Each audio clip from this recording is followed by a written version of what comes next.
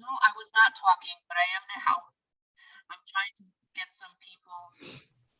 Hey, Carl. Analyst.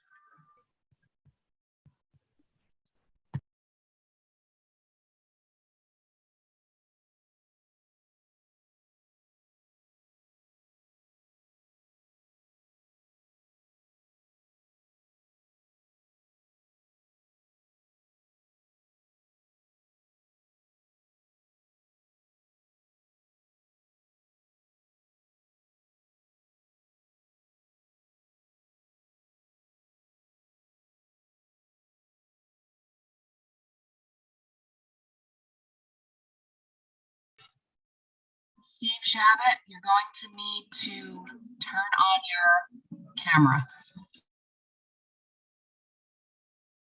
Perfect, thank you.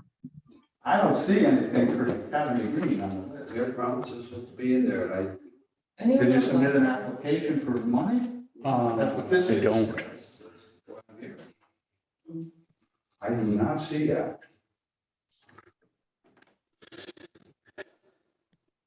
There's one person, right? Elisa, are we good? You can hear and see us? Okay, thank you.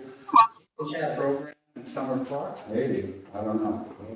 Mr. Shabbat, Lindsay, Yeah, didn't Lindsay report on that at the last one? yeah, I don't remember reading anything about that. Yeah, didn't Lindsay report on that? It was for Gordon, right, for Gordon County? Oh, was that Yeah, it? it's in Lindsay's Oh, report. yes, yes, okay. I'll remember. I've been doing this for 10 years, so Yeah, Lindsay did speak.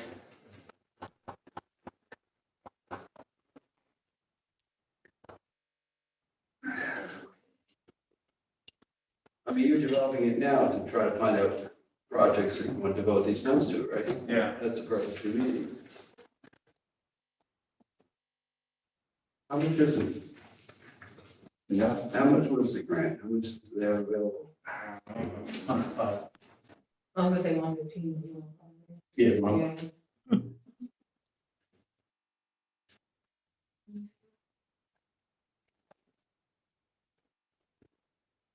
the X was 22,000. No, how much was the? Oh, the total? Available. I think it's 155? 105. 105, right. Okay. 105,000? 105. Have we started? Not much. No? Not called to order yet, Rita. Okay.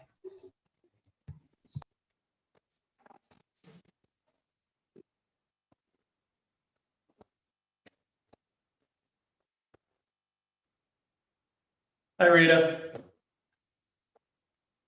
Hi, Rita. Hi, everybody. Hello. Everything's working tonight. Can you see us all good? Yep. Okay.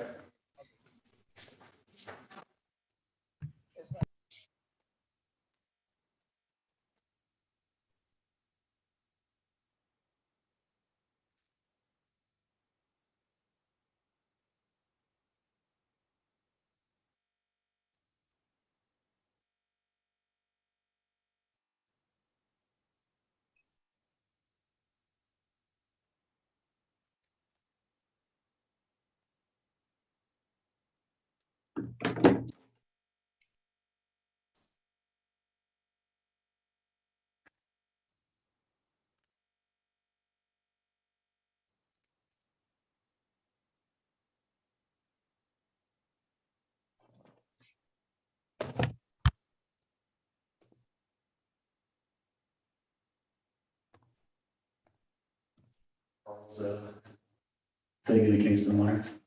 I did. I saw it, but I haven't read it yet. What I did read, I could identify with. Yeah. Yeah, because I had to like actually go out of it and do a try. Like I couldn't read it because you have to pay for it or do like from the Kingston, from our email, I couldn't open it, so I had to go through like Facebook. And Really? sign me up weird. But I did read some. That's weird.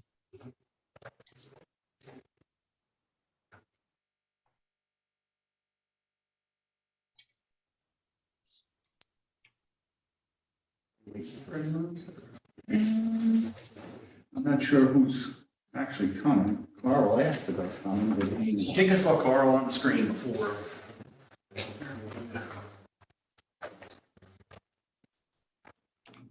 Somebody,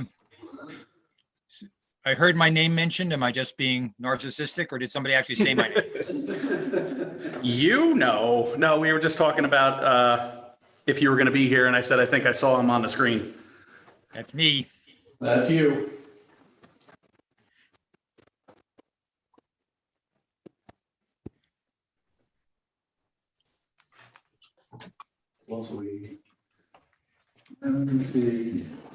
I'm also here if that matters.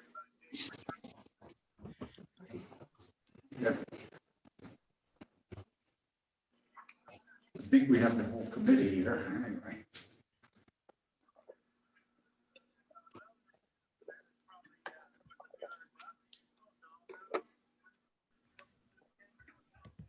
Andy, are we waiting for anybody? I think we're good, right?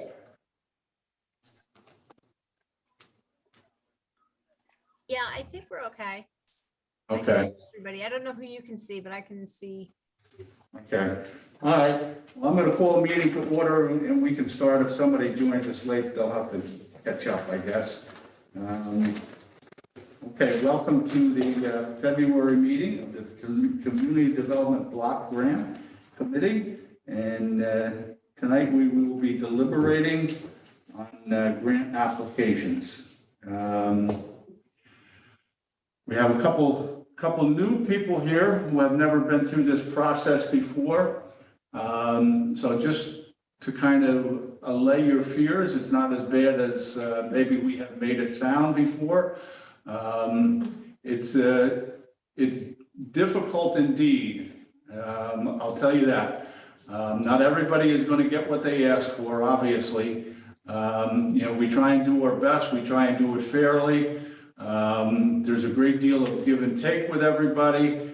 The philosophy behind the applications is really, for new programs, not necessarily to come in here every year for the program that exists and get some funding for it.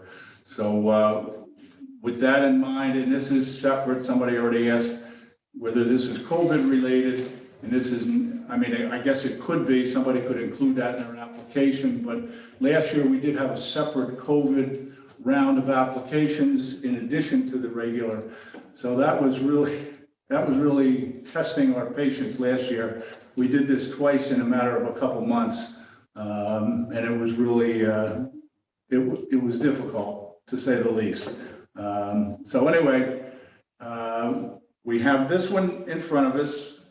Usually our procedure is we go through the list. We look at, hopefully everybody has kind of looked and, I hope everybody has their applications in case there's questions.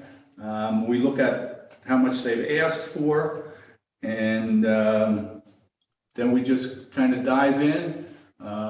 Somebody usually sets the bar being, yes, let's give them what they want.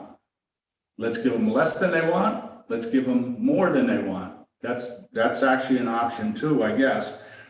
We would take it from somebody else. But anyway, that's pretty much in a nutshell. Does anybody have any questions about how we go ahead? I was going to talk about one of the applications. I'll wait till you're finished. I'm sorry. Okay, all right. I'm sure a lot of these names are going to be familiar to you. There are a lot of duplications here from other years, not the same programs, obviously, but if you've been around Kingston, you're probably familiar with, I would say, 90% of these organizations and what they do. So, we'll be discussing it usually in depth. So have no fear. You'll get up to speed in a hurry. Okay. Usually we have somebody kind of be the caretaker.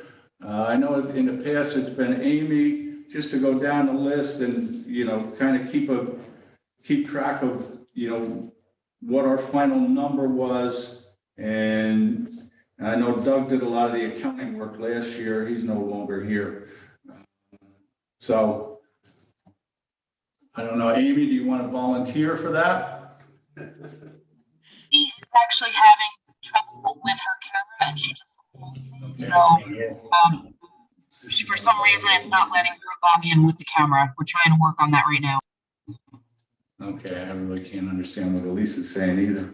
Amy's having trouble connecting. Oh, And with her oh, camera. she was just on there a couple minutes ago. She can't get the camera to work. I'm gonna allow her to talk, but you won't see her. So I'm going to do that, okay? Because she's in my Okay. phone. All right. Okay, Mandy, do you want to walk us through the applicants? I think, I mean, I can, but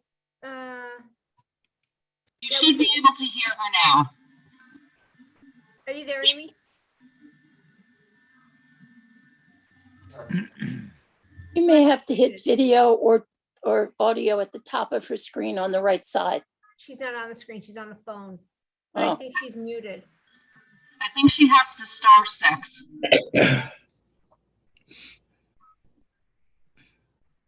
Can you hear me? Yep. There it is. Yes. Here we Yes. go. You got me? All right. So I will do the spreadsheet. Okay, So can I just ask a question before we get started? you can. This is Rita. ahead. So either Mandy or Amy, after the percentages have come out for admin and for what is allocated for, I think, for public services, like how much actual money are we working with right now? So the admin, we guesstimate because we never know exactly what we're gonna get. So it could be a little bit more, it could be a little bit less. So it was guesstimated that admin would be about 140. Yeah. Housing rehab, we're looking at about 300,000. The public services, which you guys are talking about tonight with the applications, will be about 105,000. And then public facilities, which is usually what we use for the infrastructure, will be about 155. Okay. And actually, Amy's got that broken down at the top of the spreadsheet for everybody where it says projected allocation. Oh, Does I see anybody it. need me to resend the spreadsheet? We have them here. Right. What is the name of the file? Because I've got it on my computer. I just have to find it. I don't know how you named it. It should be spreadsheet when I sent it with the applications. And did it say? I was It's just, 2022 applications worksheet. thank you. Thank you, Mandy. That wasn't me, but.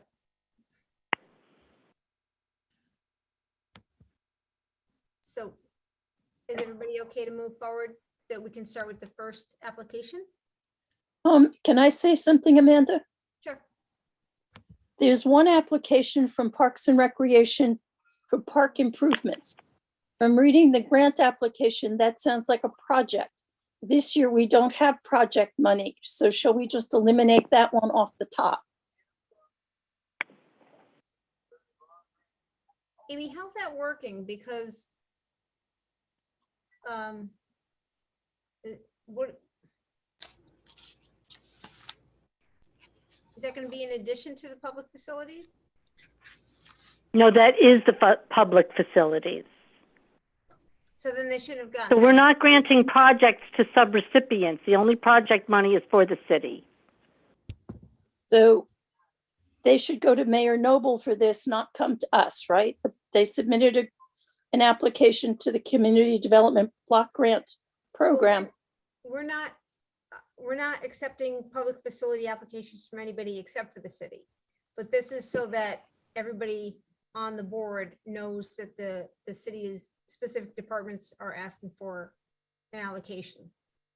Okay, I was under the impression we had no project money, only program money, There's $155,000 at the end. which is what they want.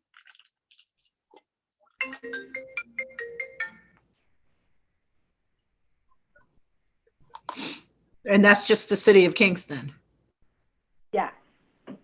we are capped out. We are not allowed to give out more than 15% of our allocation for programs. That's the $105,000 for programs/services. So taking out the admin money, we're capped out at 20%. Taking out the program money at 15%, and the $300,000 for housing leaves $155,000 for the city. And so the city's application for that funding is for parks improvement. Right, but does that whole allocation have to go to the city because that's the only application for the projects? Well, the public facilities, we only have for the city. We don't open that up to the public. We had years ago, but the mayor has decided that the public facilities money will stay within the city. So last year, a huge allocation went to the stores. Right, but that $155,000 that is allocated, is that going to go to multiple projects, or is he the one that's going to decide how that money is used? The only application, I believe, came from Parks and Rec, right, Amy? Yes. So if I may say so, that sounds like it's a single source app. I mean, they're the only applicant for that pot of money. Do I understand people correctly? Yes. And that's because we are not taking any applicants other than the city of Kingston. Public facilities, yes. It sounds to me that this is not a decision that we have to make. We just have to put a check next to that box. Is that pretty much what I'm hearing?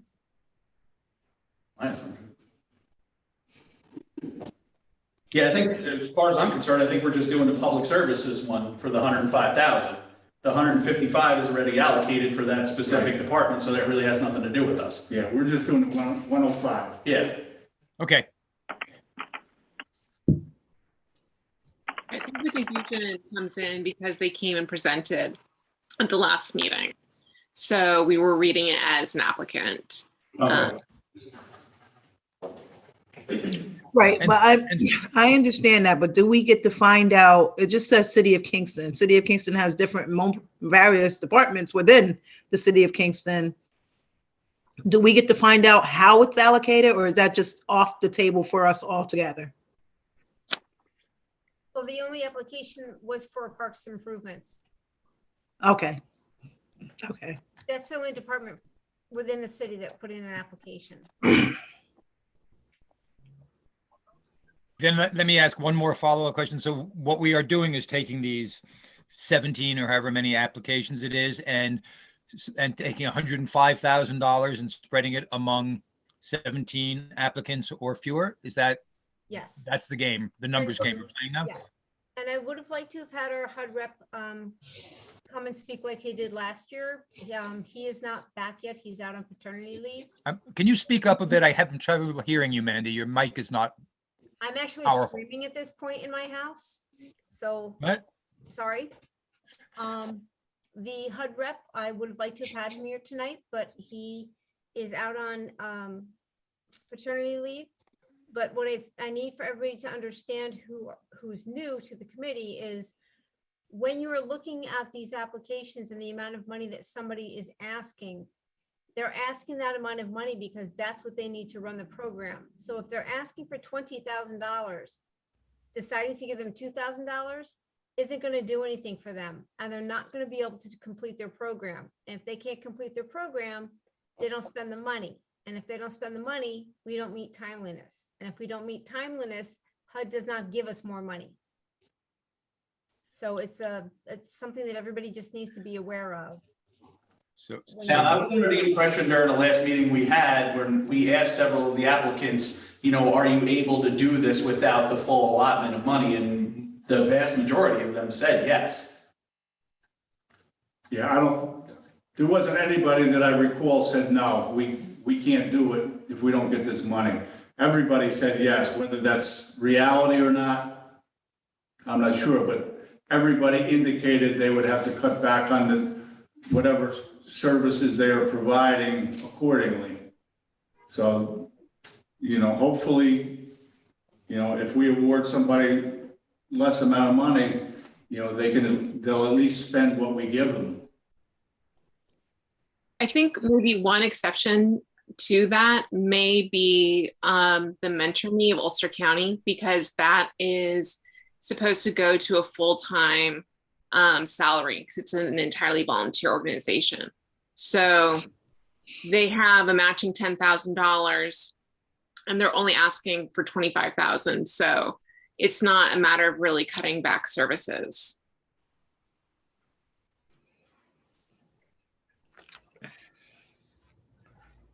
All right.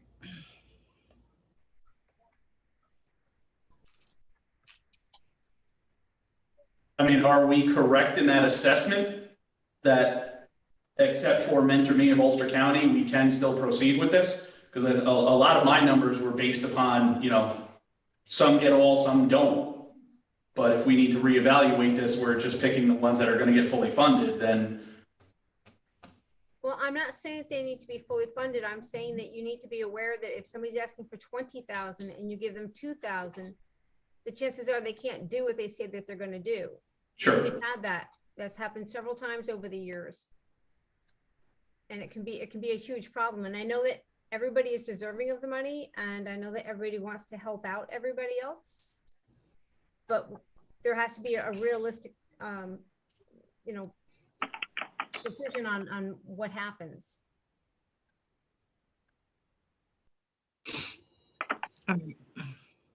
Okay.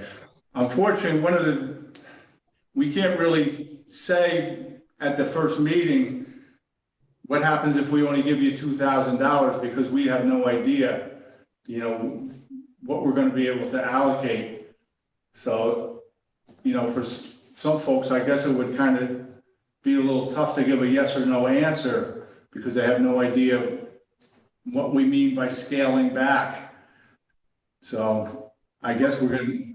Just so you know, there's at least 11 additional people that are as attendees here who are from the organization. So if you have a question and they're on the list of people that we can see, we can ask them. Okay. All right, great. Guess we should start. Okay. Should we fasten our seatbelts and take off? All right.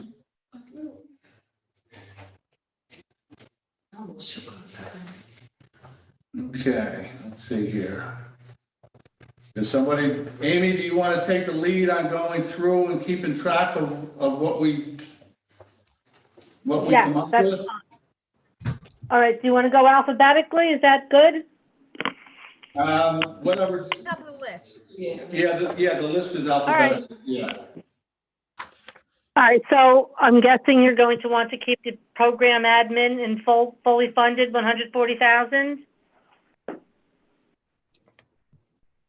Well, why don't you and Mandy tell us if that's something that you guys need? You're the ones that administer and run the program. So do you need it to be fully funded?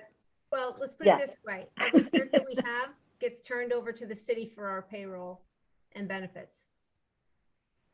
Okay. Okay, and housing rehabilitation, 240,000 that would go directly into rehabbing the homes, material supplies, labor, for contractors, and 60,000 to administer it. That would be the 20% of the total. So 300,000 for housing rehab. Considering the ice storm we had last weekend, I don't know we can cut that a lot, as there were many people with various kinds of damage.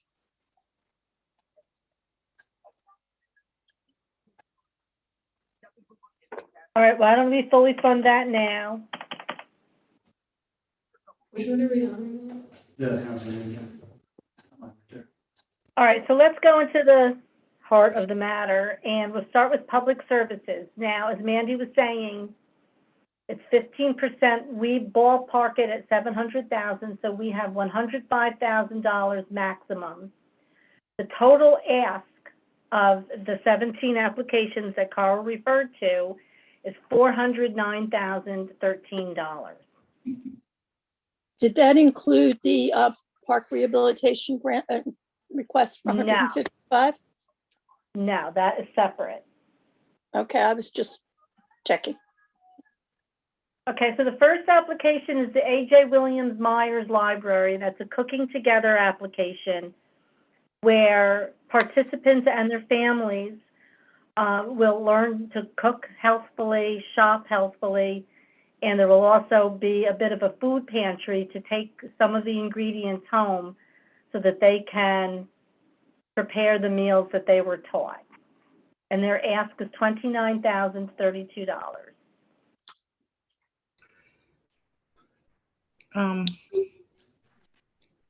Can I make a suggestion? Sure. I don't mean to like throw a monkey wrench in or anything, but is there any programs on here that you all have looked at that we want to fully fund? And then can we go from there? Because in the past, when we start, taking away from one program, then we end up adding to another one. Maybe we can get the fully funded ones out, then we know how much money we're working with, and then we can go from there. Can we do it that way? It might be a little bit more efficient like that as well. I agree. I'm good with that. I think that makes a lot of sense. So should we each go around and then state which ones, we were for fully funded? I think that makes fine with sense. that. I'm fine with that too. I think it's a good idea. My approach was to do sort of a tier 1, tier 2. Needless to say, all these are worthy applications, but we could also just go, what are your tier 1s? Because they may or may not be fully funded. But I'm happy. That's just the nuance of that same approach. So I'm happy with however people want to proceed. Yeah, mine is kind of in line with Carl, but I can do however, so. Yeah, and also we might want to think about, I know we've done this in the past, if there's an organization that we agree on that we don't want to fund at all, then we can strike that right from the list right off the bat. So I don't know if anybody's prepared to knock somebody right out of the running before we get out of the gate here. Does anybody have anything they really don't, want to see on this list? I mean, I can go first. I guess I'll be the bad guy. But before I start with that, my basis was I wanted to pick programs that served a multitude of reasons, not just one very specific. So I was kind of along the same lines as Carl as I placed different groups in tiers. And, obviously tier 1s were the ones that I felt serviced the most people and offered the most variety of options. And I've worked my way down. That being said, if we're going to start with the ones we got rid of, my first was the keep your head above water, which was the very last one on the list. And that's one I think we should fully fund. It's less than $1,000 and it's a very necessary program. It helps people. I agree. I'm sorry, Ursula. I just said I agree with you. I heard you, and I agree. just think it's important. Okay. I mean, I'm looking for something that everybody says, yeah, okay. So if there's debate, then we'll debate. Anything else on here? I'll also take one, I know we've discussed this one in the past, is sun rays. I don't know how everybody feels about that. Anybody have any thoughts about that? That's one I took out too. In the past, that's one I would have taken out. I was among a group of parents and they were talking about things their kids did, and one of the mothers was talking about how much her kid got out of the sun rays program. So it's apparently of the parents who participated found it was very helpful. It seems almost superfluous, but for some kids, it's apparently very important. The only thing I would say about Sunrays is that they've been able to do that program without the funding from the CDBG grant. And they've actually mentioned that in their application, that they were able to still run the program, whether they got the funding from us or not. I think the funding from us was just be added, just helping. So I don't think that she's going to shut it down if she doesn't get the monies from us. Anybody else have any thoughts about this one?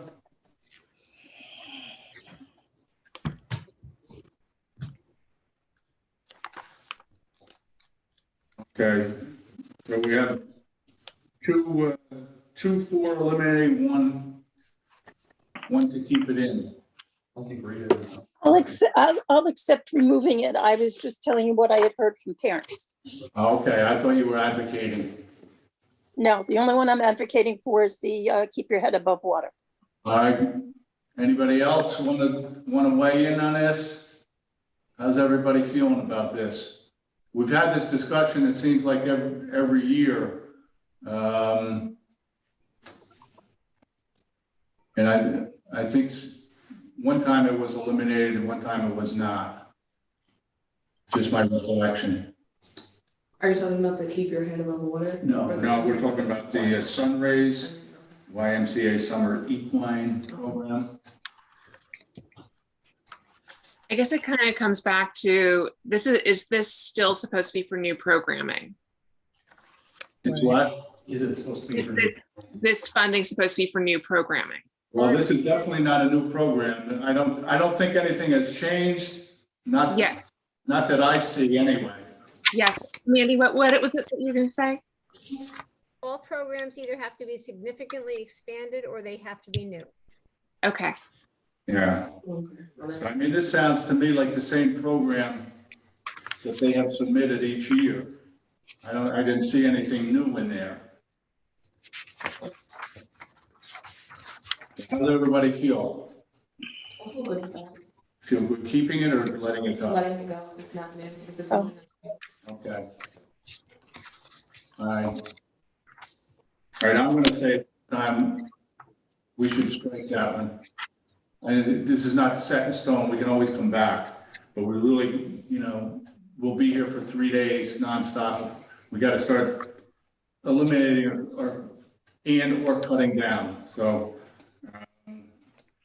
I don't know. I hate to say this is an obvious one to me, but not obvious to everybody. But I think this is not a new program. It's not it's one that can function without this grant, as she said.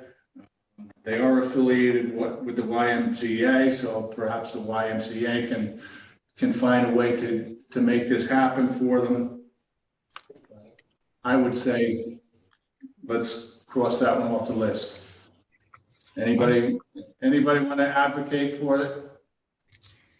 I'm actually I'm on your side on this, Steve, but my note was I put it in tier 1 and my note was no good reason I like horses, which is a pretty bad reason, but there wasn't any serious hook. And since it does not seem to conform to the requirements of the application, I think that in this very difficult choice process makes a compelling case for them to go, as you say, Steve. Yeah, I mean, it's certainly not a bad program. I don't want to make it sound like it's bad. I'm sure kids certainly get a thrill out of riding or even being around a horse. I'm sure, it does provide some benefits, but at this point, I would say we'd be better off leaving this one behind. Everybody in agreement? Yes. Okay with. Okay. You got that, Amy? Yeah, yes. All right, that should get us right to our goal, right? Eliminating that one? Yeah, right. We're done. Okay. Anything else on here? Anybody got one that they would like to? The Center for Creative Education SPICE program.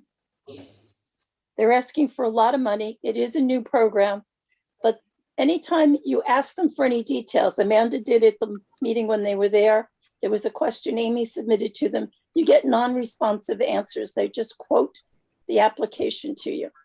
I'm not sure that starting out at $50,000 is appropriate. And I'm not sure how they intend to target or reach out to their target audience. Yeah, I mean, between the two programs, they're asking for $80,000 out of 105.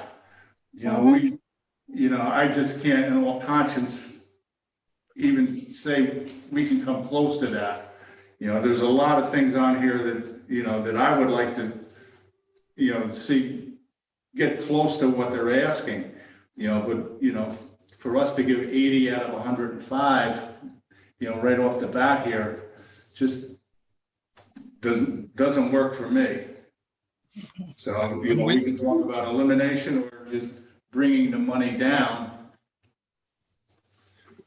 I'm with you on the numbers, how they work. I also am a big fan of CCE, and I do think it's important. They've really been such a powerful force. It's really important that the city support them. So I would really encourage us to give them a good chunk of money. My question is, and it's a procedural one, could we give them say, we're going to give X thousand, I'm just going to say $40,000 because the first number, and they can decide how to allocate them among the programs, or do we have to make that decision? You guys need to I make think that would be their decision, how they're going to use the money that's awarded. No. No? No, that's our decision. So we can't give them, allocate a fund for them to allocate among those two programs as they see fit. No, we have to. No, We have two separate programs. Okay. I think we would have the final say. Rita's right.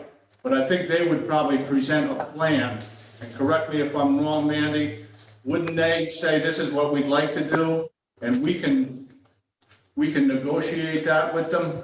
Is that fair to say?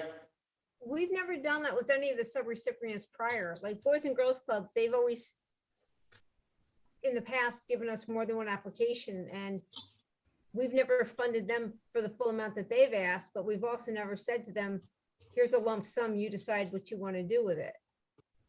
Right. I don't, that wasn't past precedence, and I don't think that's. And how would you track the spending for that in your office as to which grant it should be applied to? Well, we have to set it up the same way that we do any other subrecipient. It has to be kept track of. They have to keep track of the clientele that they have, the expenditures.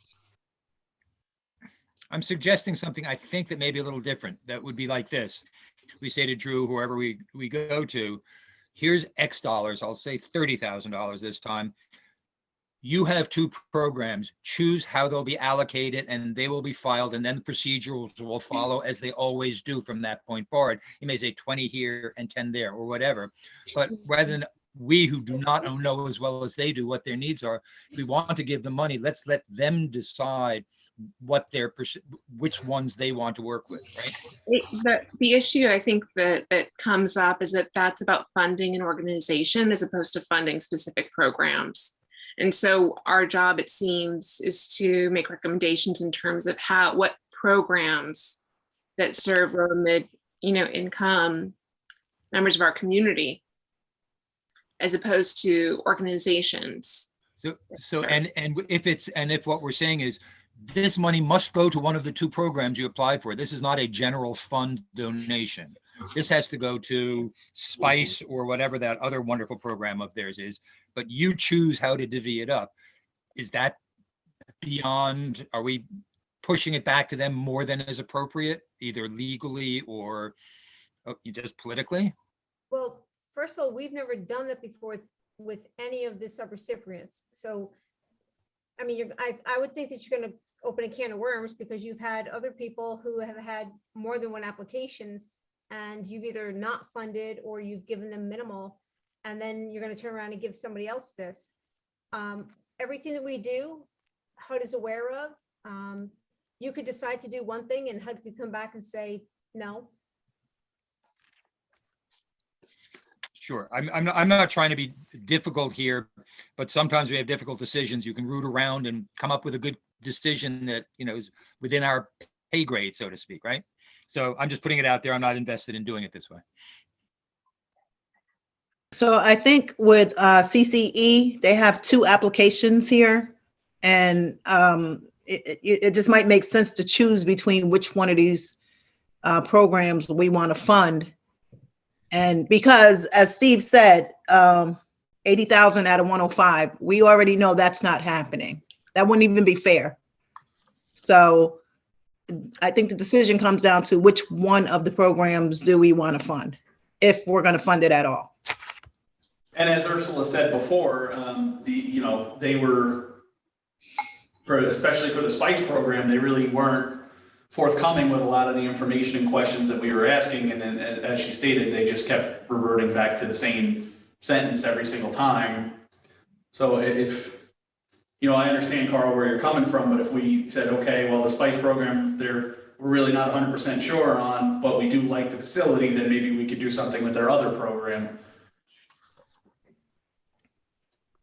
As far as I'm concerned, if we fully funded the Find the Fun after school program, which is 30,000, and let the other one go, I think we would be, excuse the term, we'd be showing the respect to CCE that they merit.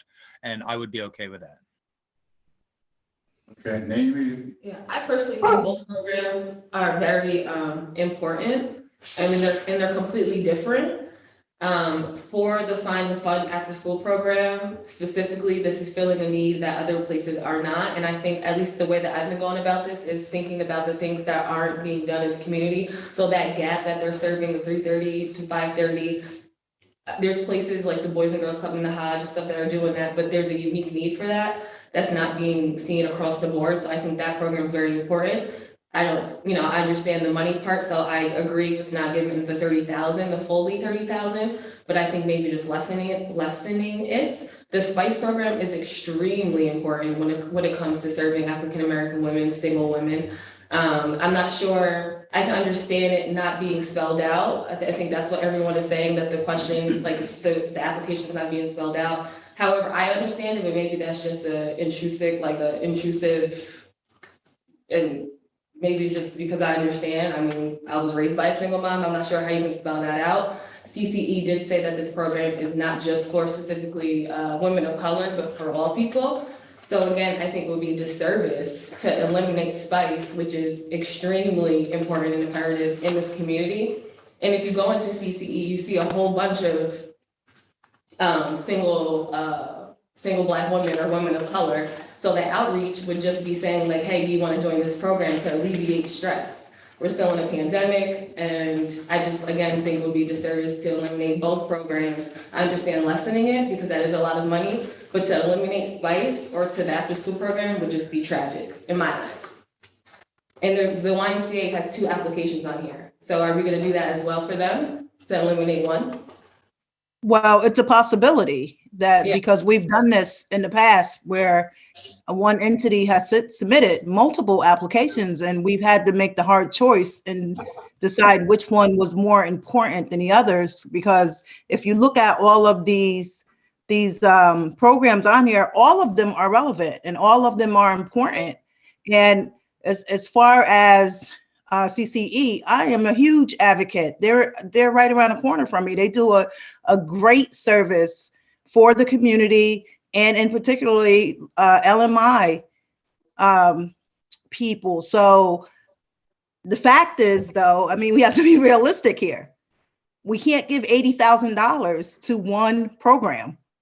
Right. And out of the two, I see the need for the Find the Fun attendance after school program. I think that is much needed, as SPICE is much needed as well. But People's Place is kind of doing the same thing. They have a wellness program where their program is to help people de-stress, especially after COVID and the pandemic. And so some of these programs are all kind of overlapping one another.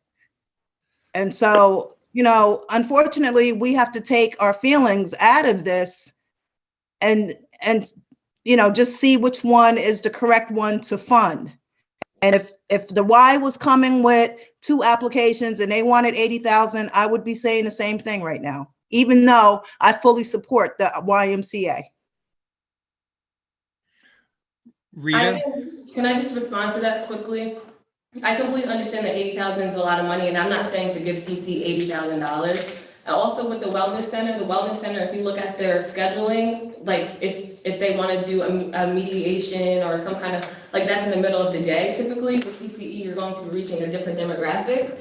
So I just want to put that out there as well. And again, I'm not saying to allocate $80,000 for CCE. I'm just saying cutting one of the programs would be detrimental. And the wellness center is definitely, there's some overlapping with alleviating stress naturally by default with their missions. However, I think it will be reaching two different demographics. So. There's also the fact that an after-school program that is low cost for a single mother may have more benefit for her than an evening program on wellness. She needs to know her kids are safe if she's going to be able to work those hours. And most single parent families need all the work hours they can get. And it's very hard to find childcare. I'm on the library board. We have staff who have to be out of work because they can't get childcare. So of the two programs in right now, I think the childcare one is more essential. Not that the other program wouldn't be nice and beneficial. I just don't feel it's as critical as the childcare. Okay, here's what I see on the table right now. All right. I think we're all in agreement that we're not going to fund $80,000. I think we're also in agreement that we're not going to strike them from the list. So we have the option of funding one or the other in its entirety, or funding both at a reduced amount. Carl? Thank you, Steve. I think they're both really worthy programs, and I really hesitate to say I choose A over B. I don't know, and it's not, I just don't know enough to have that judgment. I'd invite people to approach this. We now have 16 applications on the table because we've eliminated one. They're about $100,000, so that's a little more. So that's what, about $6,000 per application if we divided it equally. So my question to you, this is 1/8 of the applications, 2 out of 16. How much money are we prepared to give CCE for these two programs? We're willing to give them 12%, which is what 2 out of 16 would be. We want to go above that. Do they merit more? And I just think, and I think that might be a useful approach. I will support giving a proportion of money to both programs rather than more to one and nothing to the other. Yeah, I mean, I would prefer that option myself. I mean, you know, these are good programs. I would hate to see nothing go towards one of them. And, you know, making a choice is, you know, is kind of difficult here. I mean, for me, if we have $105,000 and we really have so many worthy applications and CC is way up there, the number that comes to mind for the programs is somewhere around 20 or 25 for both. Combined? You're talking about? Yes, that's right, because we still got $75,000 to give to 14 applications. Okay, Rita? I'm not in favor of that. I am in favor of fully funding Find the Fun after school program. I see that as a much more needed need that in this community. So that's where I am with that. And we haven't, you know, the ask is 50,000. If we give half of that amount, how do we know that that's going to be enough to even run the program if 50 is the top number? I do think I recall Drew saying that they would, in both programs, could work with a lesser donation, but maybe I misremember. In the SPICE program, the $50,000 they're asking for is for salary only. And they don't indicate any other income being used. Well, 30,000 for salary, 20,000 for stipends. They don't show any other income coming in except 50,000 from us.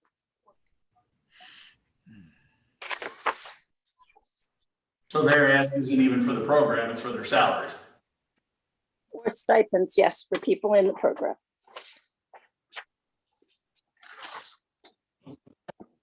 Okay. And in the, I agree with Rita. I mean, if I had my druthers, I would go with the Find the Fun after school program. I mean, I really, I'm a very strong advocate for kids programming.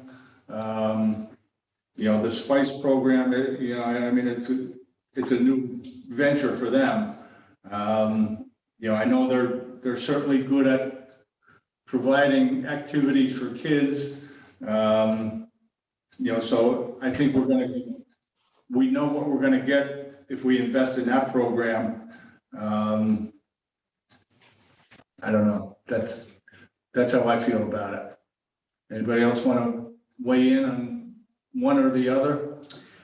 I think we're starting to lean towards one program rather than, give two programs a lesser amount. That's what I'm feeling. I mean, as a child of a single mother, we were dirt poor growing up. And, as it was kind of said earlier, the ability to know that I'm somewhere safe so she can work those longer hours in order to, make sure we have whatever money we can get in, I know would have been reassuring. That being said, I think, if it's a choice between the two, I would lean more towards the Find the Fun after school program. And again, that's coming from like my actual childhood. I have no reason to oppose anything anybody is saying here, so sure, whatever. Now, why don't we just shall we do a little straw poll here?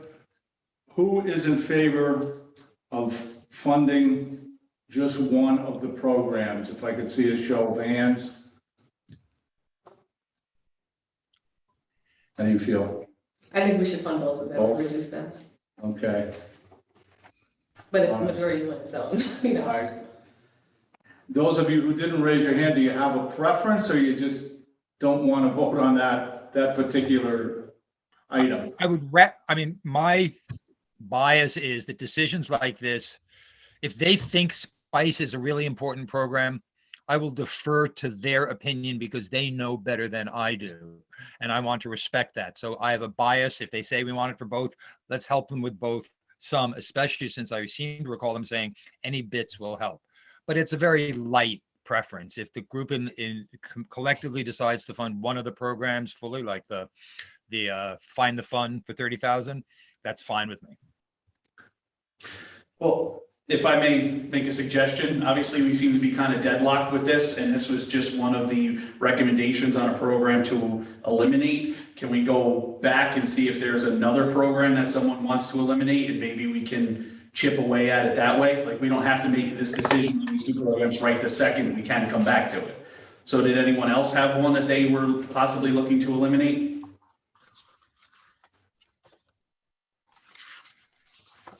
Well, I will say this reluctantly because I think it's a great program and I don't think it's particularly rational, but the Ben Wigfall program just didn't grab me as much. And I knew Ben Wigfall slightly, so it's nothing, it's a great program, but somehow it just doesn't feel as focused on the quote unquote, the hard needs of people in these communities, which are about life skills and having Carl, which one the kids are safe. Carl, say again, which program? The Carrying Forth the Legacy of Ben Wigfall program. Kingston Midtown Arts District.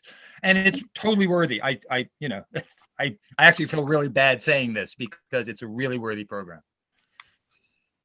Well, and to piggyback on that, one of the other things I took into account when trying to figure these out is the arts and culture master plan that, Mayor Noble presented to us, some of us a week or two ago, that a lot of these programs I'm sure will be kind of absorbed into that master plan that he had there.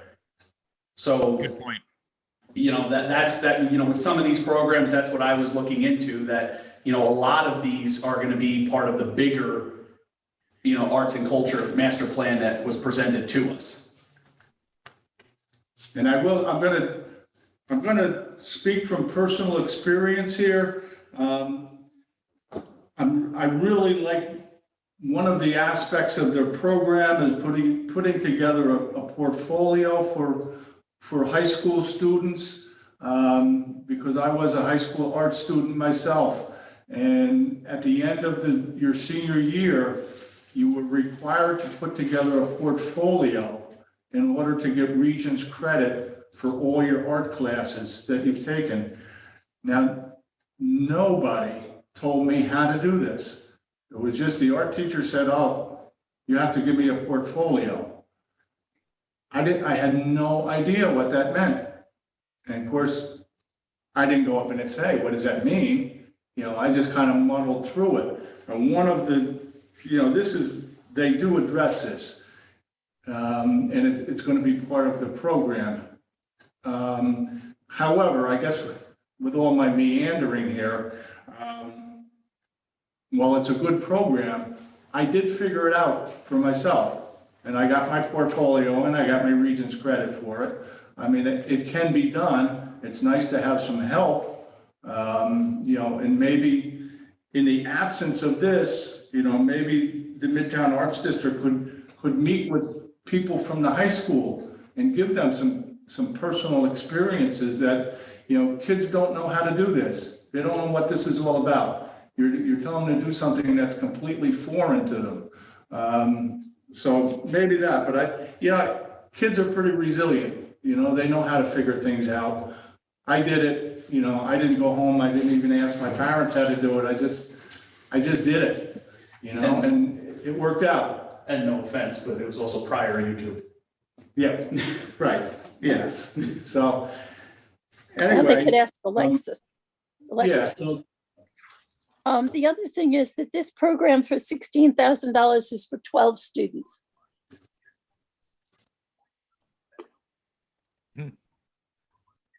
Got it. Say that again, Ursula? She said it's for 12. They're only aiming to serve 12 students.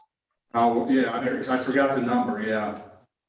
That's because $16,000 is not going to go far. Right. True. I don't know, how's everybody feeling here? We've kind of beat this around a little bit. You know, this might be a good one. I think they submitted, I remember talking about this last year. So, you know, I don't know how much this deviates from last year's program. You know, I think there might be some minor changes, but I remember speaking about the senior portfolio last year too. So, you know, it is kind of repetitive. I think Mike makes a good point that, you know, this might be absorbed into the master plan somehow and be funded with whatever they're going to be asking for that. You know, I have a feeling there's going to be money that's going to go towards this. This might be something, and I think they, you know, my vision is meet with the high school arts program, you know, and say, listen, you know, we'd like to do this. We couldn't get funding. They can blame it on us, you know, but help these kids out, you know, with doing something like this. I think this is something that you can find a way to do it. I mean, money would be nice, but I think there's ways around this. So how does everybody feel? I'm on board with that. I agree. 3. All right. Amy, got that one? So that's Well, go ahead, Amy. Yeah. Yep, Okay, I'll but put it in for for the record, now. we can, since we have the majority that wants to eliminate this program, I just want to say for the record, I'm not in agreement with that. Maybe because I'm biased. I knew Mr. Wigfall and I knew what he did for this community and what he did for young people. And so I just think he's it's been too long. I think that it's way past time that we've supported him and his legacy. And so, but that's my personal feelings. Rita, do you think that there's enough people in the community that if they did like a GoFundMe page, they could raise the money from the community to go ahead with this project? They probably could. However, why should they have to? That's where I am with it. They probably could, but why should they have to? So would you approve cutting the funding, like give them half and let them try to fundraise the other half? Since we can't really fund everybody at the full amount. Yeah, I mean, we got to make that decision for all of the programs that are on here, so. All right, so Rita, are you in favor of the whole amount or? I mean, 16.2 is not a lot. If we have to cut it, that's fine. That's fine. Yeah, instead of servicing 12, maybe they have to service 10. You know, just seems like a program, whereas if they don't get all of the funding, that it doesn't mean that the program is not going to go on. The 16.2 seems to be for 12 students. Okay, all right. I see your points. How's everybody feel about moving that down to 10,000, at least for the time being? Well, that's $1,350 per student. Is essentially what that. I'd like to propose that we agree for now to move it down and to postpone the number of what we move it to until we've gone through more and see what we want to do with the others. It's premature to commit to a number. For accounting's sake, because we really, we have to start putting some numbers down. How about if we put down, I mean, again, this is not binding. Why don't we go with the 10 and then we can come back if, once we're getting close to the number, then we can fine tune it. All right, so let's knock that down to 10. Amy, you got that? We went from. Yeah, I have that.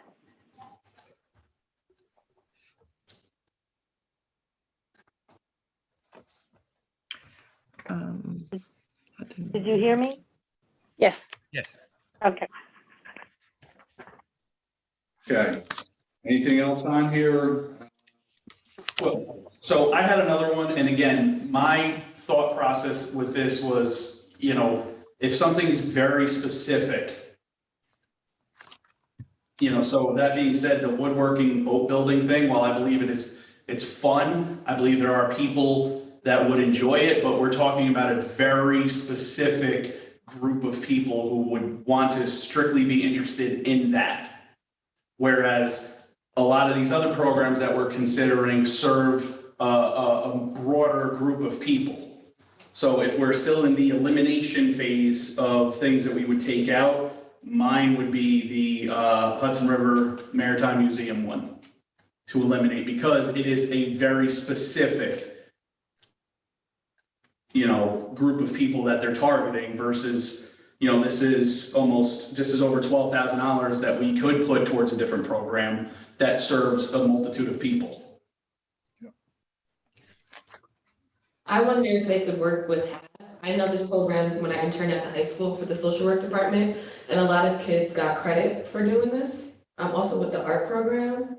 And I know it was beneficial, like there's the whole new pathway to graduate now, the CDOS, and I know these programs were willing to say, yeah, we'll take a couple of students, and they were able to get credit for it.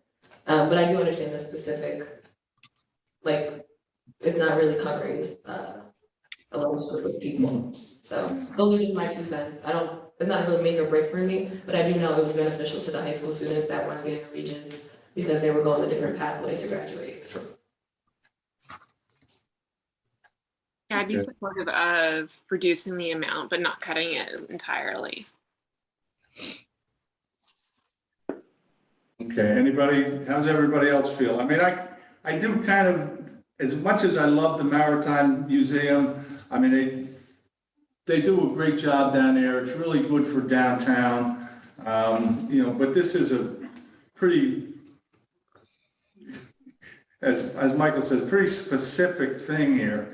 It's not for everybody that's walking in, and, it's not for a new wing on a museum or, to buy some artifacts. I mean, it's for, building a boat, that's, I don't know that there's a lot of people. I'm not going to go down and build a boat, that's for sure. But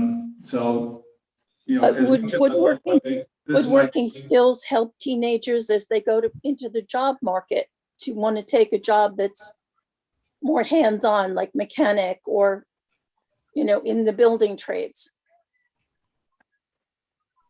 Yeah, certainly I understand that fully. You know, there's, you know, some kids don't want to play Little League. They'd rather be down here woodworking or something like that, but. Isn't there BOCES for that? Probably. I don't know if they have a boat building program. I know they have, But well, she mentioned auto mechanic and stuff like that, you know, I mean. Yeah, there are some other venues for that kind of thing. I can agree with that, but there's other options. This was a tier 2 project for me.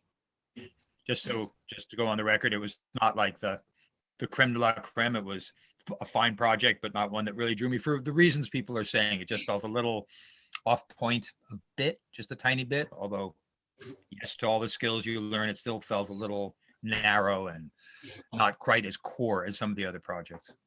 Yeah. Okay. How's that? Rita, you want to give us a thought? Yeah, I'm fine with taking that one off the list for now. Okay. All right, why don't we, Amy, we'll strike that for now. We can always come back to that, but that's a, you know, $12,000 savings. Okay, got it. Okay. Anyone else have anything? Amy, how many Yeah. more applications do we have, and how much more money do we have to allocate at this point? You have $64,259, and you've got 12 more applications. Thank you. You're welcome. What about the Cooking Together program, asking for 29,000?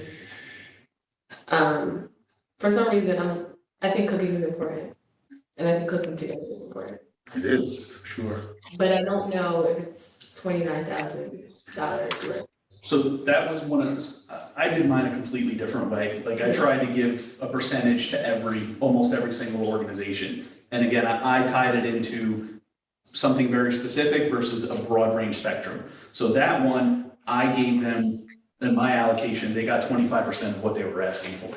Because yes, it is important, but again, you know, versus like, you know, like the CCE programs or, you know, the Mentor Me program, like that serves way more people than that specific thing. But I do agree, it is important to learn how to cook and, you know, especially building families and communities together. So I did allocate some funds towards that. Yeah, I think I Program have is this. this, guys? This is the A.J. Williams Myers African Roots Center? Right. Yes. Yes. Yeah.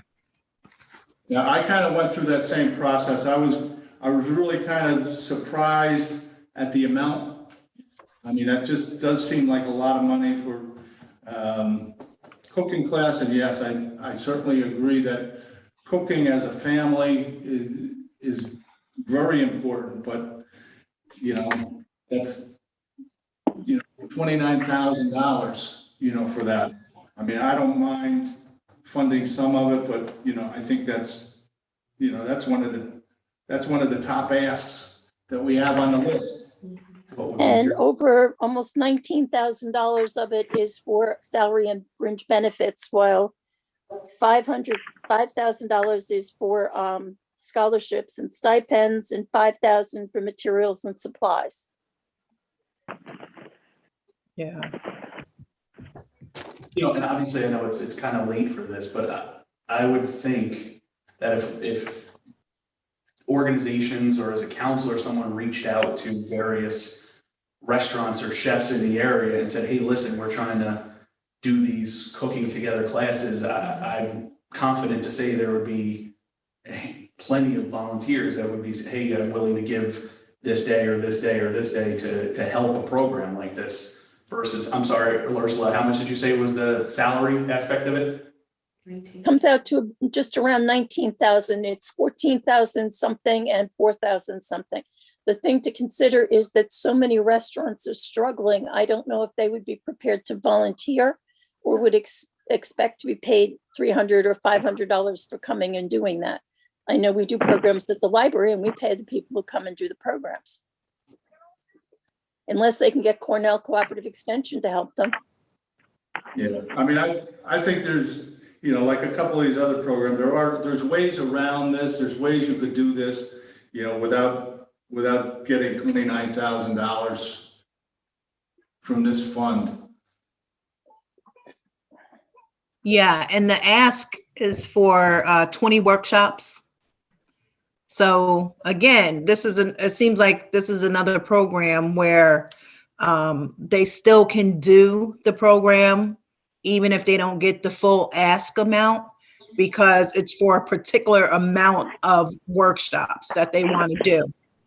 That's the way that I'm reading this application. It said it's for 20 workshops. So then does that mean then if you get 10,000, it will be 10 workshops? That's the way that I'm reading it. Yeah, I agree with you. that's what I think too. I mean, yeah, I think you can reduce the program down, you know, with a lesser amount of money. You can prorate it, you know, do 10 cooking classes is that's still a pretty lofty program. If you have 10 family cooking classes together, that's pretty good. I mean, if I take a cooking class, you know, there's not, ones I've looked at are not usually, you don't get 10, you know, you get, you know, 5 or 6, you know, maybe 10, but, you know, certainly not 20. You know, this is a, you know, a pretty elite program in the scheme of cooking classes. So I don't mind something, but, you know, I think this is, you know, this is a lot. So if we took those numbers, just utilizing the whole 2932 and divided it by 20, that gave us $1,451 per class, quote unquote, and multiply that by 10, that puts us at $14,516. So that's giving them, you know, again, we're just taking that whole lump number and dividing that by 20 classes. That would give us 10. Yeah, I was going to make it a little more user friendly and say 15,000. I want to jump in here because I'm concerned that some of my pet ones that I really, my heart just like went to, are going to get pushed to the end. We're going to have given away $103,000 when we get to them. So because if we're giving 10 to this group and we're giving, I forget, we put 10 to another group, all of a sudden we've accounted for half the money and we've done 6 of the applications, right? So I'm getting a little nervous that some of the projects that really need support are going to get short shrift just because they came in at the end of the line. Okay, if I may. All right.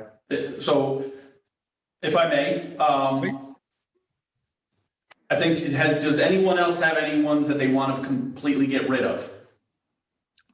If no one has anything like that, then my suggestion would be go to the ones that we're all really passionate about.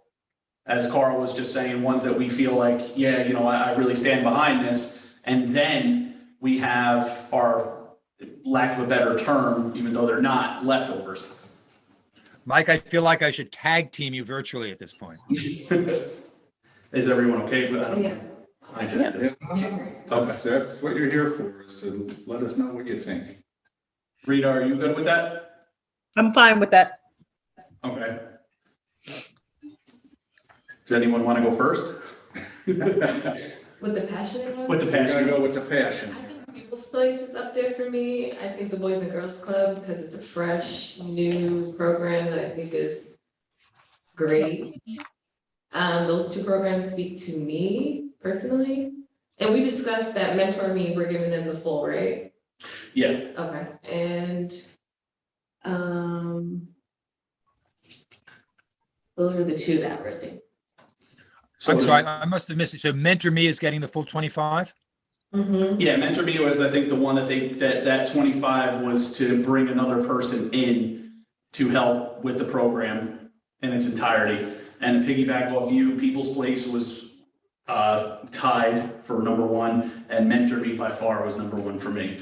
But again, there's like that personal thing. Like, I was a foster kid. I understand, you know, the programs that she's trying to do. I didn't have a father figure in my life. So, you know, even the simple events that they had at Mentor Me of like, learn how to tie a tie, you know, learn how to do interviews, the foster care packages that they put together. Because when you're bounced from one home to another, you're literally given a garbage bag to hold all your stuff in.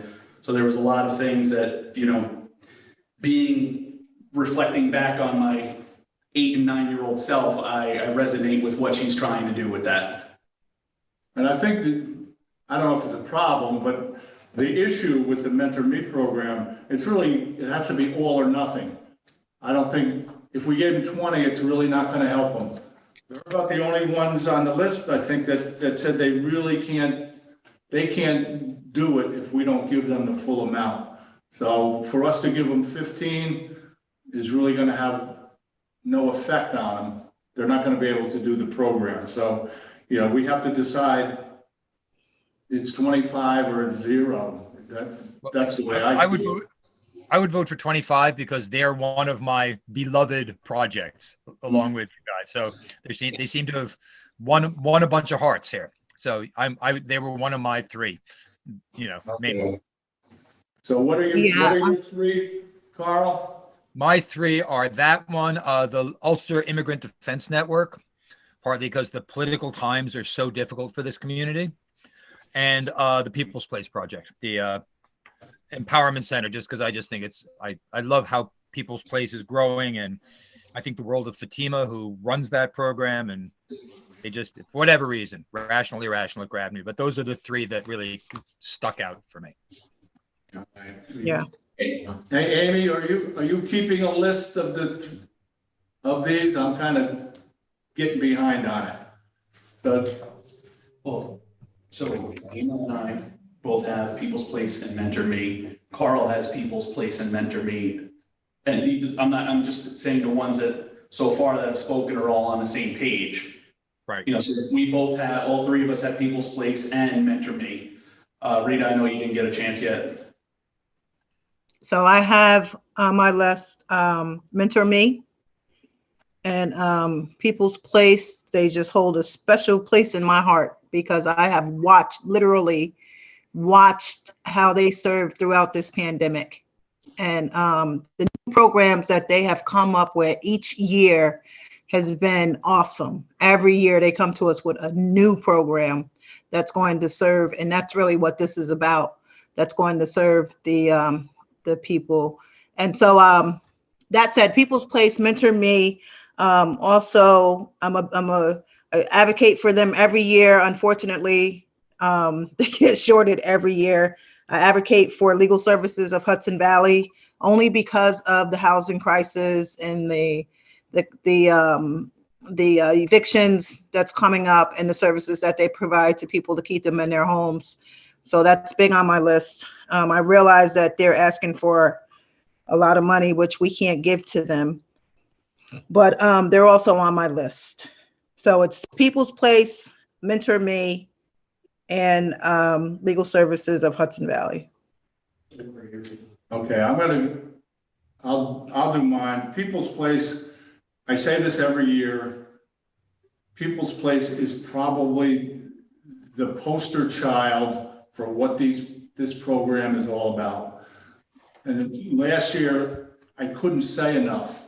You know, with COVID last year, they were out every day. They were providing services that, you know, I couldn't believe they were still functioning, you know, the services they were providing. But they do it. They've been doing it year after year, day after day. You know, this program for me is what giving is all about.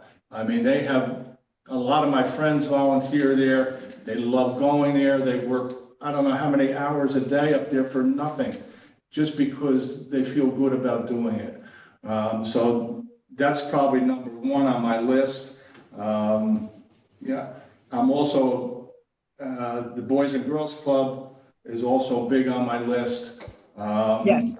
You know, I think they're, you know, this year, you know, they're really doing something that's very practical. You know, the Boys and Girls Club is not about going and playing hoop all day like it was, you know, when I was a kid.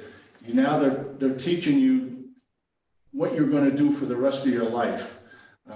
So, you know, those are the 3 for me. What are your thoughts? Actually, it was only 2. What are your thoughts on Mentor Me? Yeah, I mean, I like what I hear about the program, I mean, I've never been involved with somebody to actually talk about them other than the people who were at the meeting. So, you know, I have to admit, you know, they haven't touched my life, not that that really matters. If they're touching other people's lives, that's fine. So that's me. So just keeping a scorecard, we have 1, 2, 3, we have 5 council members that are for People's Place. We have 4 that are for Mentor Me. With Steve being up in the air. We have 3 for Boys and Girls Club and 2 for Legal Services. So would we be okay with saying that, you know, People's Place and Mentor Me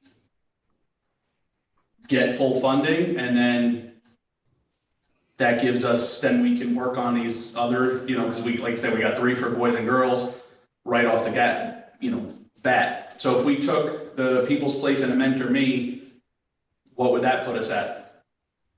Hang on. Can I say something? Can you hear me? Yes. Yeah. Okay. I didn't get to hear the part. Oh, this is Cassandra Dassey.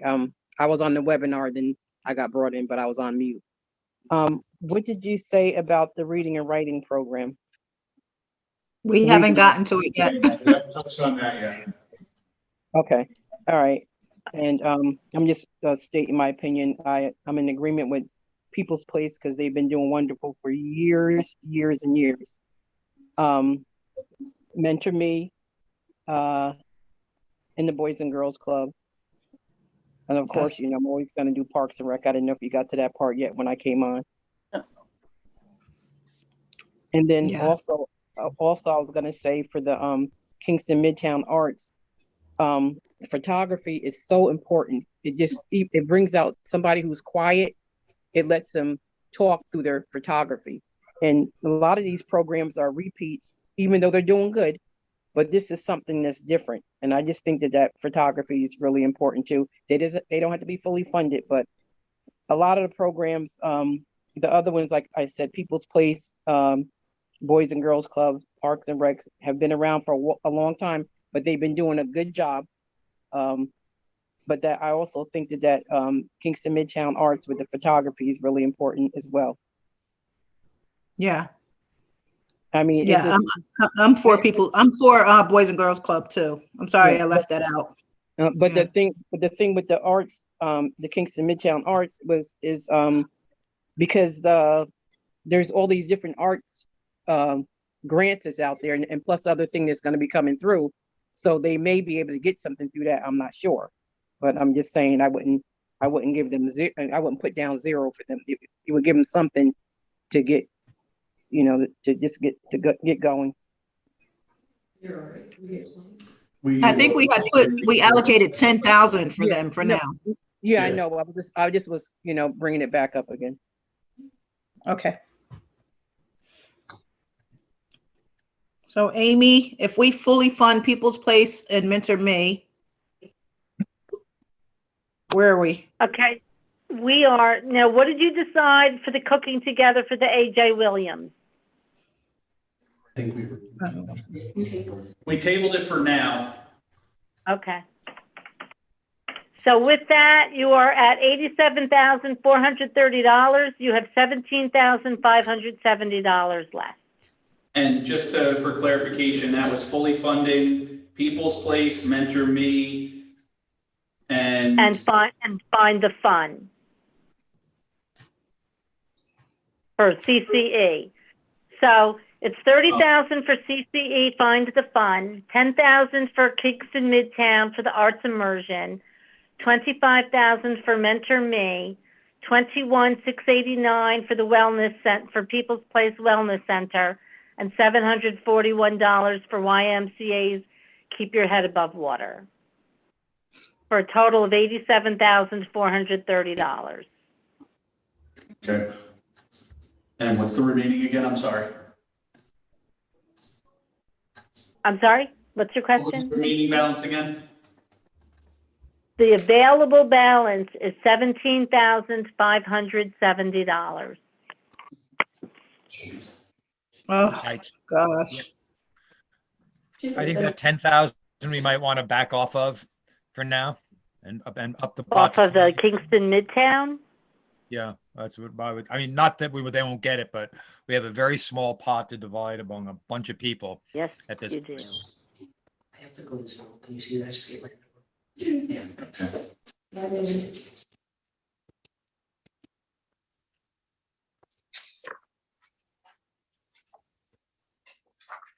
All right, well, we also had, and I may have missed Rita, but I think I have 4 on our list for the Boys and Girls Club. Yeah. Which I think is a great program too. It wasn't one of the ones, it was like just below the ones I mentioned. So I'm all in on Boys and Girls too. You said 4,000? No, I was just saying how many people were for the Boys and Girls Club. No. Yeah, Also- Boys and Girls Club have been consistent with their service to the community. They go above and beyond to help the kids. And Boys and Girls Club, it is one of the programs, just like People's Place, that you know for sure that is service to the community. Mm-hmm. There's no questions. They have new programs every year. They don't keep going back over the same thing. Right. They keep expanding.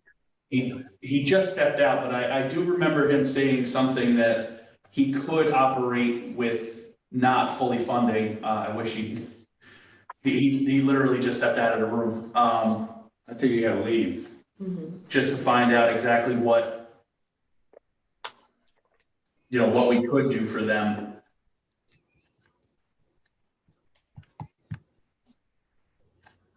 I mean, what are we looking at, 8,500 if we gave them 50%? Yeah, I'm quite sure he said, they can scale the program down. It's not an all or nothing. I mean, if we gave them 50%, it would be $8,500. Right. All right, for bookkeeping, why don't we say Boys and Girls Club 85? Okay. Okay. And then I know we're gonna have to go back and tinker some more. I just want to raise, actually Rita brought them up, Legal Services of the Hudson Valley again. They've got a really big ask, but they are providing really important services to the community.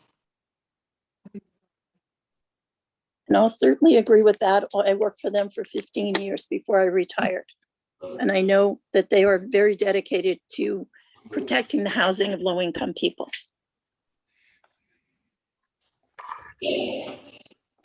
How much money do we have in the kitty now, Amy? $9,070 available. Yikes. Is that including the 10,000 for the arts immersion one? Yes. Okay, so if we curb that for now, that's 19,000 left. Correct. Second you step down. I know, I'm on the Zoom. Can I be let into the room? Oh, you can't be like? No, I'm saying, can the question be asked, or is it? Oh. I thought you had to leave. No, I said I'd come on that. Can Dan be let into the room? No, He's here now. But Oh, I thought you. no one asked the question. Oh, okay. Okay, the question was this, Dan. You're listening to the conversation that's going on here, right? Got it. Now, with your program, although obviously we're leaning towards, we like the idea of this. If you got less, can that program be scaled back? It's not an all or nothing thing with you, is it? So it is not an all or nothing thing. However, I do want to bring to everyone's attention that when we do our proposals, we take into account that we will be scaled down. That our asks are not that some of the others may be, because we understand that my job as a director is to go find other sourcing to expand upon these programs and ensure that they're stable. So yes, if we were to come down a little, we'll find funding somewhere and do what we do, as most of these programs will. But when we come in on a lower basis, because we understand this process, that after 3 organizations out of 16, we're up to $100,000 already. So just please take in mind that when I apply for these, I do very due diligence to ask for as little as possible because I understand that this is what this process is. Yeah, actually, in the scheme of things, yours is one of the lower apps on here.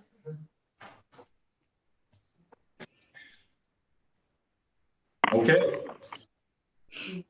See? Andy, Did we take, just to clarify, did we take out the 10,000 for the Kingston? For now, Okay. like we're not saying no, we just kind of put it on a back burner for now. And I think we were just going through the programs that we were all kind of in agreement with.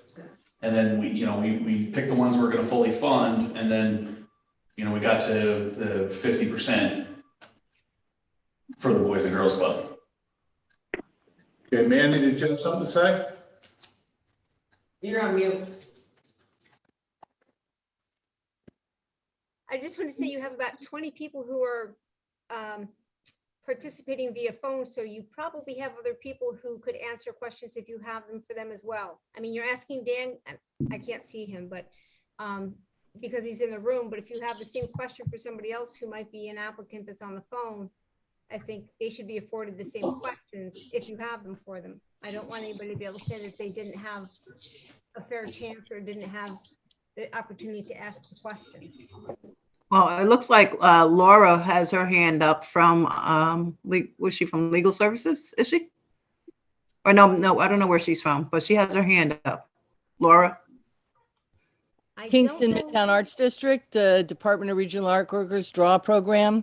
I just was putting my hand up in case you had questions. Okay.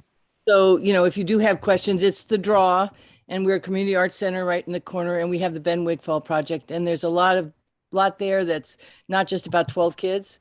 It's about the fact that those 12 kids are going to be not only learning about the legacy of Ben, but sharing it with the community and creating, embedding his legacy going forward. And it's a complicated project, but basically it's about letting those kids become the speakers and the archivists of this great community leader. So that's it. And if you have any other questions, I'll ask. I just wanted you to know I was here because I'll answer any question you have. You can confirm to the conversation if we need to be kids.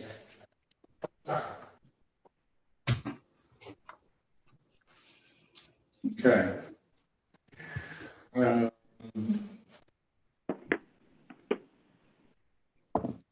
Okay. Does anybody have any suggestions? I hate to think we're at a standstill here already. I guess we're gonna have to start going down the list and making some hard decisions here now. I think we've done a good job of figuring out who needs what so far and who we can eliminate. But we got a long way to go. Of the ones that are remaining, the one that is of least interest to me is the bicycle safety program, I'm sorry to say, to the YMCA, because it's obviously a worthy program, but the other ones are about reading, writing, food, Everett Hodge Center, more food support for immigrant neighbors, and special needs kids at the children's home, and all of those would take priority over the Y. So I would give a minimal donation to that or none at all, in truth, and allocate it among the rest. Yeah, I agree with that, Carl. I mean, this is a, I hate to say a luxury item, but, bicycle safety is certainly important, but, it's. Now, one thing I do want to add to that, though, is they were, if I'm not mistaken, I don't have the form in front of me, but they were also helping low-income members of the community repair their bicycles and help do repairs where they wouldn't necessarily be able to get done otherwise. It wasn't just about bicycle safety. It was about teaching them how to work on their bicycles and bringing it to the community where if people had flat tires or their brakes failed or they had a broken cable or something like that, they were able to go to this to the YMCA or to this program and have their bicycles repaired for free. I believe that they have that program anyway, Mike. They've come to us in the past with the bicycle repair. And so I think the Y offers those services in addition to wanting this is a new program providing the bicycle safety. Okay, then in that regard, then if those are separate, then I'm on board with Carl. So Carl, were you suggesting eliminating this or just bringing it down? I cringe to say yes, eliminate, because there's so little money to go around for the other programs and they're so important. I think Tom Polk is asking to speak, and I think that he's part of that program. Yes, that's right. Do we want to consider the fact that we're putting in all these bike lanes all over Kingston? Whoa, thank you. I was waiting for somebody to say that. Yeah, I'm not. Paul has his hand up. Would you like me to unmute him? We want to hear from the guy from the line. That's what you just asked. Oh, okay. Who's there, Tom? Mike, can you hear me? Hey, Tom, yep. Yeah, just to clarify the programs that we're presenting to you guys. So there are both bicycle safety education for youth. So these are both after-school kids at the Hodge and the Rondout Center, as well as summer kids at the city's camps. And then the other element is the bike repair, where we also teach people how to be safe on bikes, but we repair bikes that people need to get to work, to school, to doctor's appointments. So I would say that transportation is important if you're thinking about economic viability of a family. If someone's going to be able to get to work, a working bicycle is one tool in that kit that will help them get more sustainable. And our programs, none of these programs are new. They are an expansion. So we would be doubling our impact under the proposal. So while you may see these programs as old, we have the confidence that we can build on our success from the past and reach, we estimate 600 people, including youth and adults. And I'd be happy to ask. And I can certainly scale back. I mean, we know that there's a great need out there because we have waiting lists for our bikes. And we can just do fewer repair clinics. We can repair fewer bikes, lower our costs that way. So any other clarification I can give, I'll be happy to. Yeah, thanks, Tom. That was a question I was going to ask about scaling back, because I don't know if you've been on here the whole time, but we have quite a monumental task in front of us here, getting down to where we have to. So, we are going to have to cut some costs. So, there's thankfully only a couple on here that are either all or nothing, but I suspect, like you said, you can scale back a little bit, right? If you don't get the full 22. Yeah, what I say my bottom line would be $8,000. Below that, we really couldn't reach that many people either in repair programs or in youth programs. And just to add on about the overall impact of bicycling in the city, there is a new bike lane on Broadway. There are several other bike paths that are online or will be online. And we've had 3 fatalities within the last 18 months. So in terms of public safety, public welfare, trying to get more people to be safe on bicycles and for drivers to be more respectful and treat cyclists and pedestrians a little more courteously. I don't know where else you go to try and prevent those types of things from occurring again or from other people being injured. So up to you guys. Thank you for all your work. I would not be in your shoes for $1 million. So thanks again. All right, thanks, Tom. Thank you for doing all I know you've been at this for a long time, and I'm sure most of your work is voluntary. So we appreciate what you do. So. Okey-dokey. Okay, Tom kind of dropped the figure out of 8,000 that he could operate with. For bookkeeping purposes, shall we put 8,000 for right now? And we can go back and fine tune, but that, that'll cut 14 grand out of the surplus. Okay. What? And he's saying 8. Yeah. So, and he was asking for 22. Okay. Okay. So what I'd would like that to put note us that at? if it comes to it, as we come down to the end and there's worthy programs that might get X'd out because of lack of funds, we could also take some dollars off of CCE, which was giving them 30, we could give them 25 or something like that if it came to it. So what would we have left? Well, it's just the pot is so small. I'm looking for ways to expand it. No, I know, but I'm just trying to get a count of, like, if we gave them $8,000, what does that put us at right now? $1,070. Oh my remaining.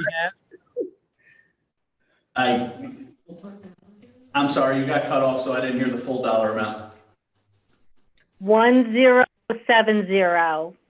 Oh, you didn't want to hear that. I definitely didn't want to hear that. That's included. Amy, are you including the 10,000 for Midtown? Yes. Got it. So we have 11,000. Yes. Okay. Well, That is it. It's better than 1,000. yeah, it's way better than 1,000. I mean, granted, and everyone will say this multiple times, but just looking at the remaining list and impact that they would have,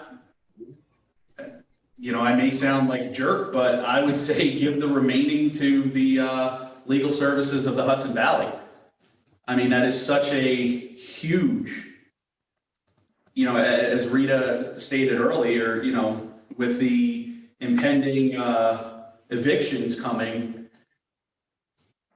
there's just going to be a lot of people who are, don't have access to legal representation, who are going to need a service that can help them to fight, the slumlords that are going to be taking advantage of them and trying to kick them out. I believe we're also going to find that many of the people who turn up for evictions now have never had problems with their rent before. They're new to the eviction process. They're not people that move in, pay their security deposit, pay 3 months rent, and then just stop paying it until they're thrown out. These are people who have always paid their rent on time and just had no money for 2 years. I would agree that any monies that we have left, and if we have to scale back on some other programs to give legal services some money, I am in favor of doing that. And if you all will just excuse me 1 second, I'm sorry, I just have to use the restroom. Let me just, while we wait for her to come back, what is your take on the Ulster Immigrant Defense Network, which really drew me in, but I'm not hearing a lot of, yeah, we got to support them from the other members of the committee? I think People's Place does a lot what they're doing. And they get a lot of food from People's Place. That was one of their answers to the questions on the sheet that we received. So I think this is a redundant service. So you don't see a need to fund them because they're duplicating what People's Place is doing? Yes. Okay, thank you.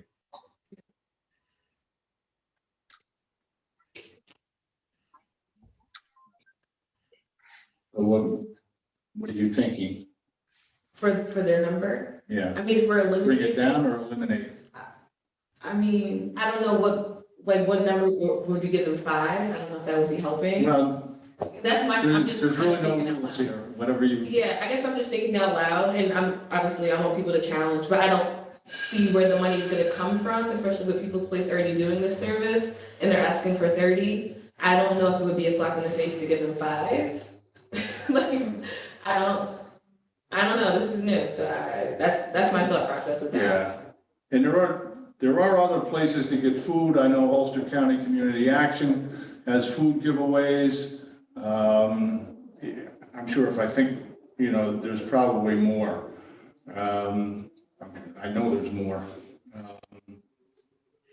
How's everybody feel about this organization? I mean, $30,000 is, that's, in the scheme of things, that's. If it's redundant, I think we should let it go because we really don't have enough money to go around, so we don't have to fund redundant services, clearly. Okay. Let me ask one other question. The Kingston Parks and Rec Department and its program, do they have other ways to fund this, or are we their only recourse? Well, they have the city. I guess that's what I'm saying. Why are they here, since you would think is in the city and the city's doing pretty well, that they might be able to get that money from some other source? I'm here for that. What? I'm here for that. Okay, Bill? And everybody, you want to get a little closer to the mic? And if I can hear you back here, I can hardly hear you right next to me. How are you? I don't know if you know this, but the community block grant also covers parks. If you look at www.hud.com, page 11 of it. I'm here on behalf of the Kingston Garden Club and also the Academy Green Committee, Ulster Garden Club and the Academy Green Committee. And I've been doing this, I've been beating my head against the wall for, maybe 8 or 9 years. You probably have seen me. I take care of the fountain in the park out there. You probably see the guy in his jacket and tie there every day trying to pick up trash and pick it up. But the Academy Green's in desperate need of new benches and trash cans. I know that sounds like a big thing, right? But the benches presently on the site have been there. They say they've been there since 1931, if you look at the postcard of the Academy Green. And in light of the new traffic pattern and the new entrance to the city, they're hoping to upgrade in a hardscape the park into a beautiful park and inviting site, especially since it's in the midtown and center of the city, where most people enter the city. The Ulster Garden Club, which is a private group of women, been around for maybe 70 or 80 years. They recently worked with the city to submit a bid to upgrade under the community development grant, to upgrade the park. I have a copy of the report, which they did, which I can make available to anybody. But the immediate need that we have right now is to remove and replace 12 benches.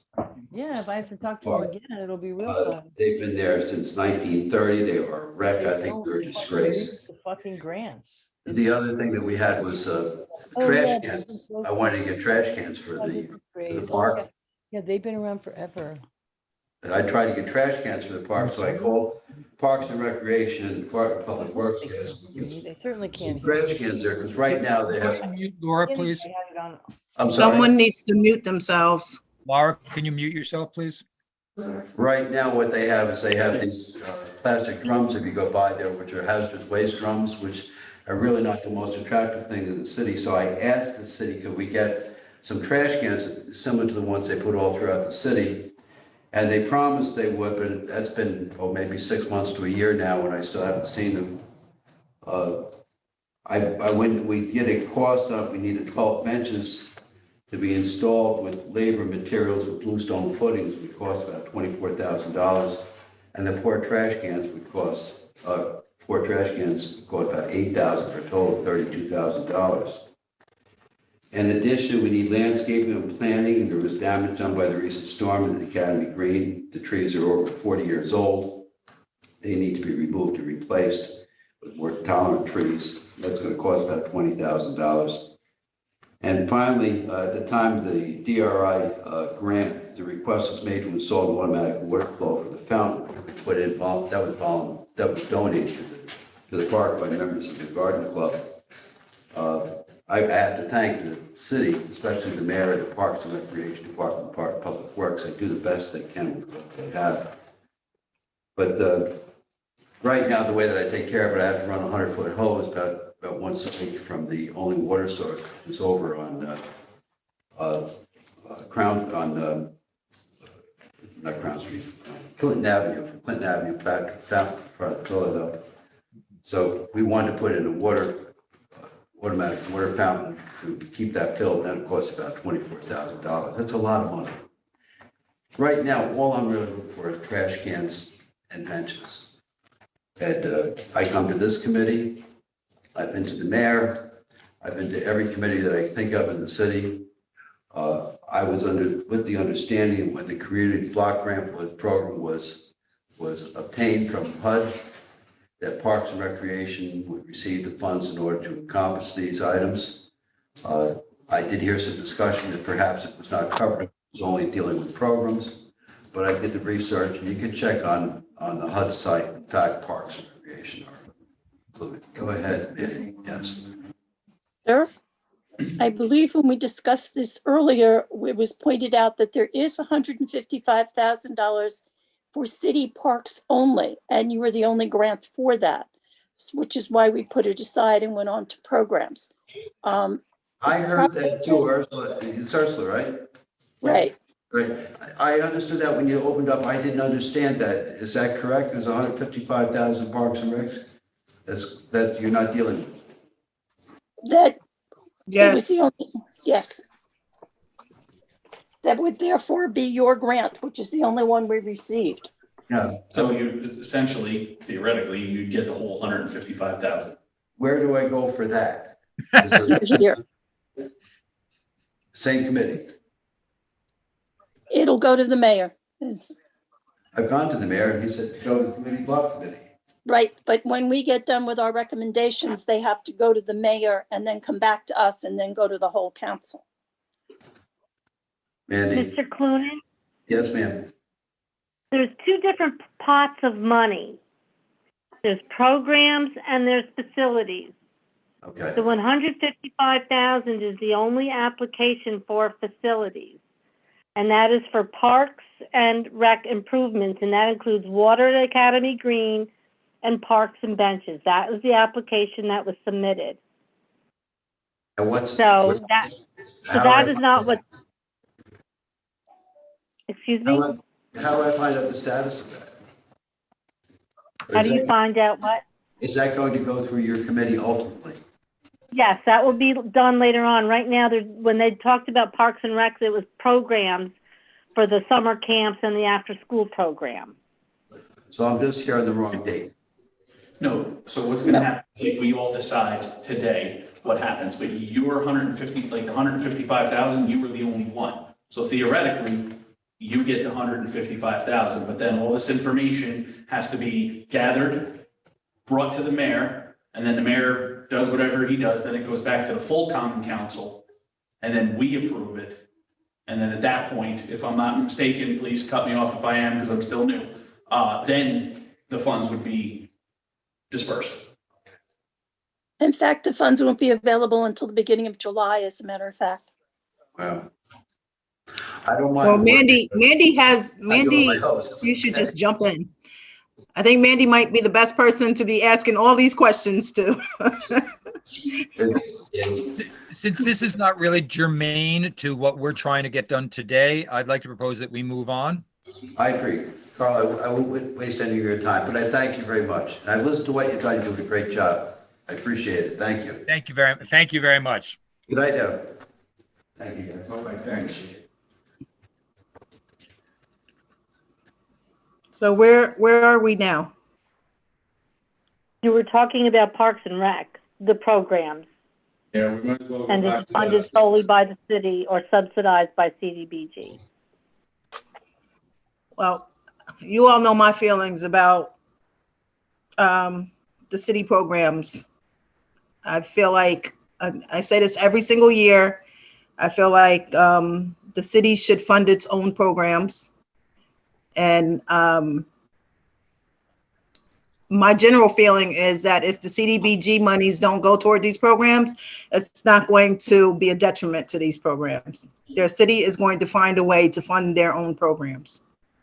That's been my general feeling for the last 4 years. I agree with Rita. It makes sense to me too. I'm good with that, Rita.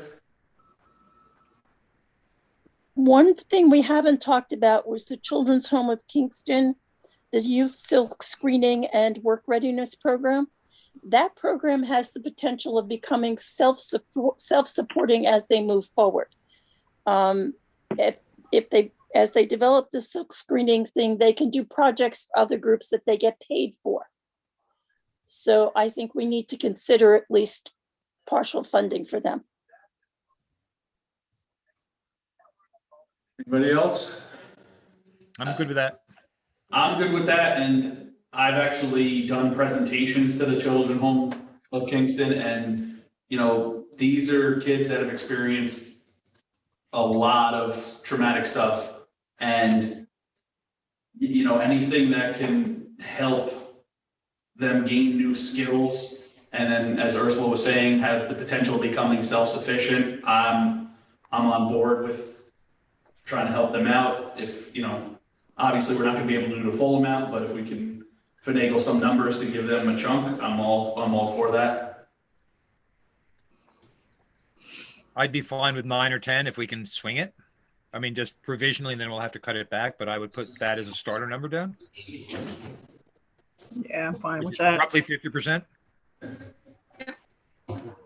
Have we talked about read and write yet? No. No. I mean, I'm an advocate of the program. It's been in existence for a long time now. They do really good work. They only operate on a limited budget as it is. They come to us with the same amount every year. They don't ask for more. And the downside is that it's not a new program. It is just a program that, that just continues to serve young people. Yeah. Are we allowed by the guidelines to give money to a pre-existing program that isn't an upgrade or a expansion? I mean, do we have sort of a procedural stopper here? Mandy? The way the HUD program is supposed to work is it's supposed to be seed money to get a program started. After they're started, you can continue to fund them provided they come up with either a new program within their program, or they have an extensive increase in the amount of people that they can serve. Yeah, I think that's the only problem that I have with this. I certainly appreciate the program, but they do come here every year asking for funding for this. So, it's kind of, this is how this program operates with funding from community development. And it's the same, I don't see changes in it. It's not like it's a new program. So I do have, a little bit of a problem with okaying this every year. As good a program as it is, I'm not sure where else they can find funding. I think we've asked that, but we don't really get an answer about where else they can be funded. So I don't know how everybody else feels about this. I feel similarly, but I think their program is so important. And I do think that one could make an argument that kids coming from online learning and being back in school and just needing to have more support, especially around reading and writing, that their services, I imagine that they're seeing some more kids coming in because of this pandemic needs. Yeah, I certainly don't doubt, the importance of the program. That's certainly not what I'm trying to say. Oh, yeah. This is not, it seems like it's really not what we're here for, is to pay for, the same program every year. As great as a program it is, I mean, teaching kids to read and write, it doesn't get any more basic and more important than that. But I think at some point, somebody's gonna have to figure out how they can maintain this program without this. I dare say, HUD would be having the same feelings as we are, should we get audited, and they see that we've been funding this every year since I've been on this committee. Mandy, go ahead. So what I'll explain to you is that each year I have to report to HUD on different levels. So when we do the annual action plan, we're telling them what projects we're doing. We're telling them each one of the subrecipients, who they're going to be, that's what I'm looking for, who they're going to be helping. If they tell us that they're doing 100 people, I have to report that they're doing 100 people. If they say they're doing less, I have to report that they're doing less, but I have to explain why.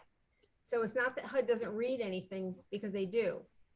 So I understand what you're saying, that you could make a case for that, but you could probably make a case for all of these, in which case HUD will come back and say, well, there's no significant expansion and it's the same program. And that's their guideline. That's their ruling, not ours.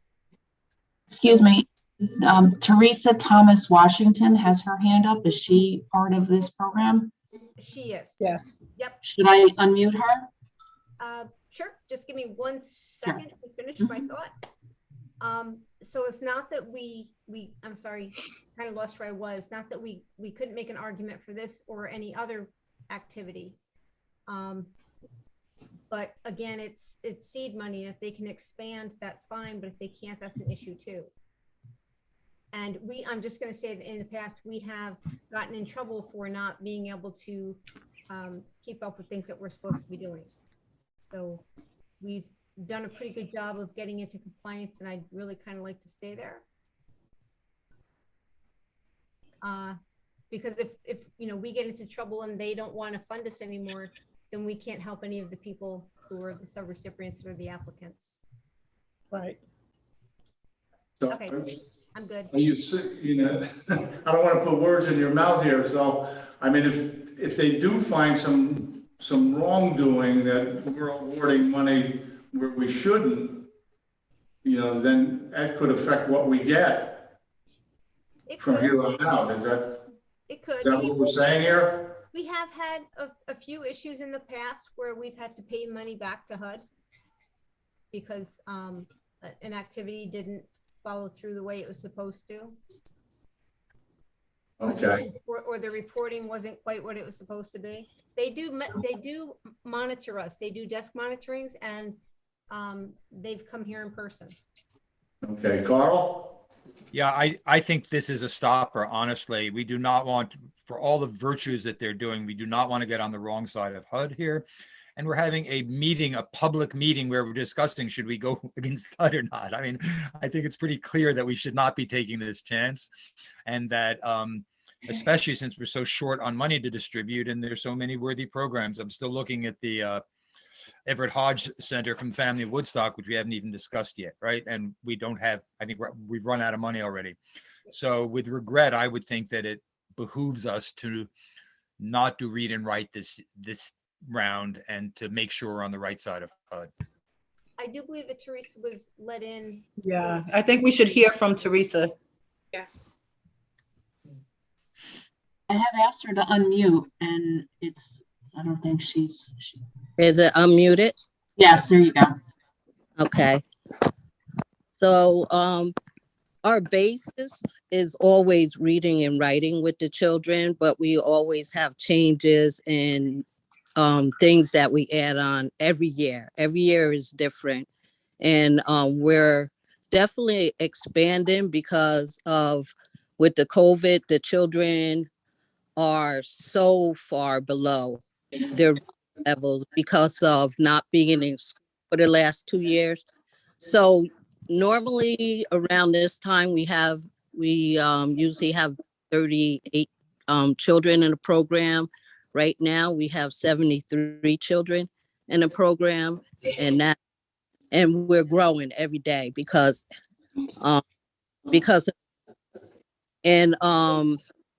although I didn't put it in, or I think I put it in because we're still in the works.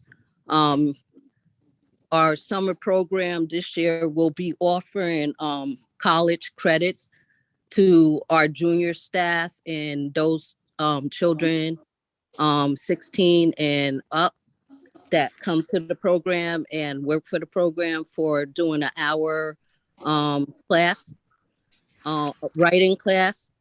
So we're adding that this year. And also we're going to be working with Man Green, doing recycling this summer. And as well as I just talked to 2 banks, and the kids will be learning about saving money again. So although it says reading right, we're just like the People's Place, like Boys and Girls Club. That's our name. And that's our foundation for kids, because every day the kids have to read and work on their skills. And it's really poor right now. What my staff texted me today, asked me how can she help a 5th grader because she can't get through her homework because she can't read it and she's embarrassed. What could she do with the kid? So, this is, I know you've been helping us for a long time, but like I said, we change and we expand like every. And I do believe we do meet the requirements. Thank you. Thank you. Can I just make a suggestion to Teresa? And Teresa and I have known each other for a long while, and I'm definitely a supporter of the program, having volunteered at the program myself at one time. But every year Teresa comes to us for money for her program, and again, she only asks for a certain amount. She doesn't go over it, and I'm always in favor of funding the program, even if we can't give her all of it. However, I would suggest, though, in the future, because we do these questions every year and we say the same thing every year, that any new expansion or any new things that you've added, that it go in that application process, because I think that's going to help with going along as we continue on this process, because we're always saying that it's the same program every year, and better than we know. It's different. Right? Yes. Yeah, but what we're reading in front of us, though, is not telling us that. And I think that's why so many questions come up when this process happens. Okay. So it's a good thing that you were on the line tonight. Mm-hmm. And although I'm popping in and out because it keeps going off, I'm glad it came back. You was talking about reading right. And Teresa, this is Ursula. If you have those changes and expansions in your application, it supports our decision to fund you. If HUD is coming through and looking at the written application, and it doesn't have that information in it, they could challenge why we did it, and we would be doing it because you told us verbally, but not on paper. Okay. I know last year, I think I wrote a additive to it because it was so different. The application was so different. So if you need, I thought I put that in, mention about the credits that the kids would be getting for college and stuff. And I was just waiting to hear back from Amanda to make sure it was in the works, and it's definitely going to be in the works for this summer with the recycling. She had to go through something, so I don't want to say something that was not true. But I understand what you're saying, and I don't want the kids to suffer because of my lack.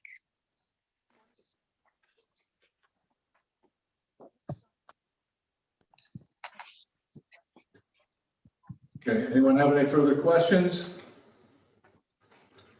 All right, we thank you for being here, Teresa.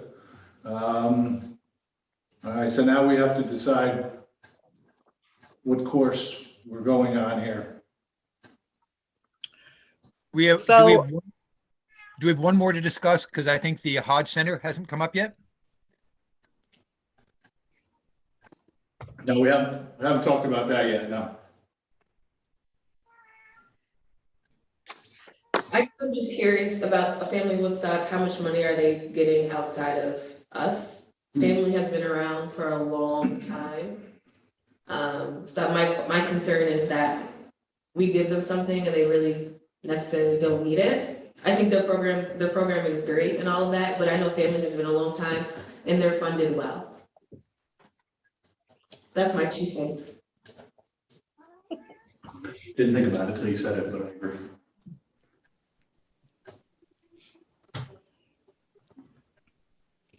Anyone else have any input on that? I I made think a it would note, help to have a, I'm sorry, please. well, I made a note to myself that they are expanding the program, but the request is mostly salary and benefits. Mhm.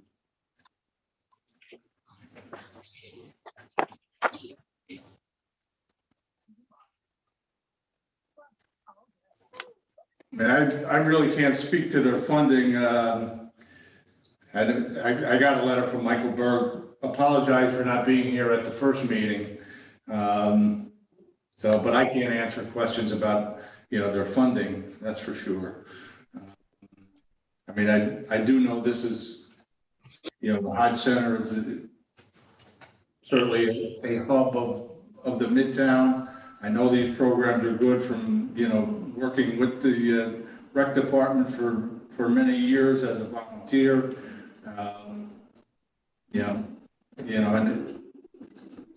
I don't know. I mean, I think they're great programs, but I really can't speak to the funding. So, we'll have to make a decision what we want to do here without that info.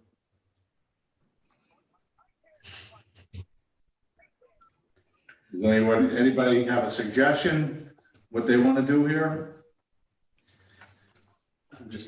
I'm in agreement. I think they get a lot of their own funding. They're very well funded. And I'm just comparing it to the other programs that we see on this list who don't have the, pockets that they have. So, and if it was my choice between, like if it was one or the other, I would give it to someone else. All right. Anybody else? Michael's feeling is to eliminate it. I don't object to that. I can imagine somebody saying to Michael Berg, Michael, you've got a very well-funded organization. I think he would split a rib laughing, but beyond that, I'm okay with this. Okay. Rita, how you feel? That's your neighborhood there. How you feeling? As everyone said, family does a lot of good work. I'm on the fence. With it. They come every year too asking for help, and they never get what they ask for. But Michael and his organization. I mean, you think about if family wasn't here, where would we be right now? Really? So I'm on the fence with them. I know that if we don't give it to them, it's not going to stop them from doing anything. But at the same time, I know the good work that they do, and it is it's a needed service. Yeah, and this is not going to put them out of business, like you say. This Right. is for a specific program there. So, Right. But it's a good program. I mean, I hate to see it go.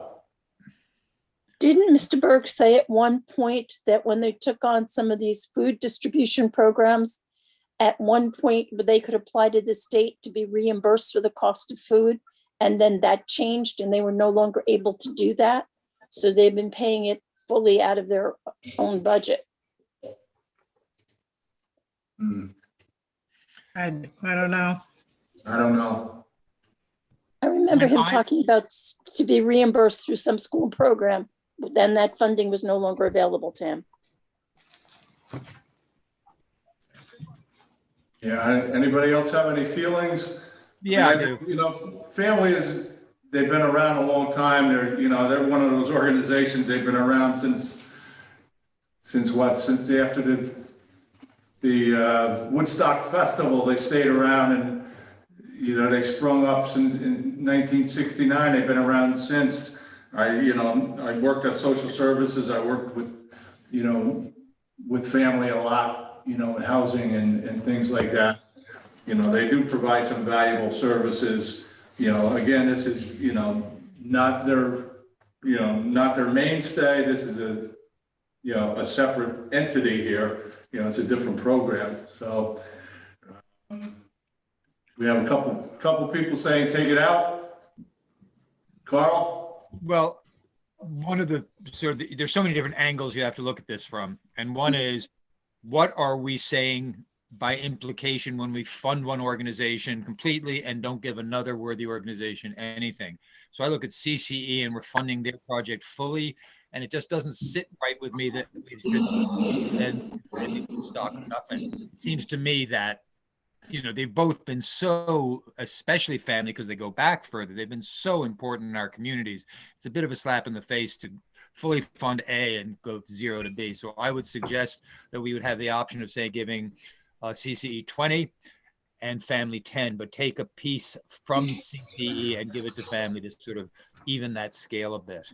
Yeah, I'm on the same page with that, because also CCE did say that they can, Drew said that they can still operate their program, but, you know, reduce, that there's some flexibility if they didn't receive full funding. Thank you. Yeah, and Mentor Me, we said we were gonna fully fund Mentor Me, right? Yeah. Okay, let me throw something in here. How would you all feel if because Mentor Me kind of reminds me of, do you remember the organization, the Boys and Girls Club, Ulster County? Not club, Boys and Girls, Big Brothers, Big Sisters, I'm sorry, Big Brothers, Big Sisters. It kind of reminds me a little bit of that, where it also, it's the number of children. So I guess what they're asking for is for a certain amount of people that they can service as mentees. That's kind of how, no, Corinne?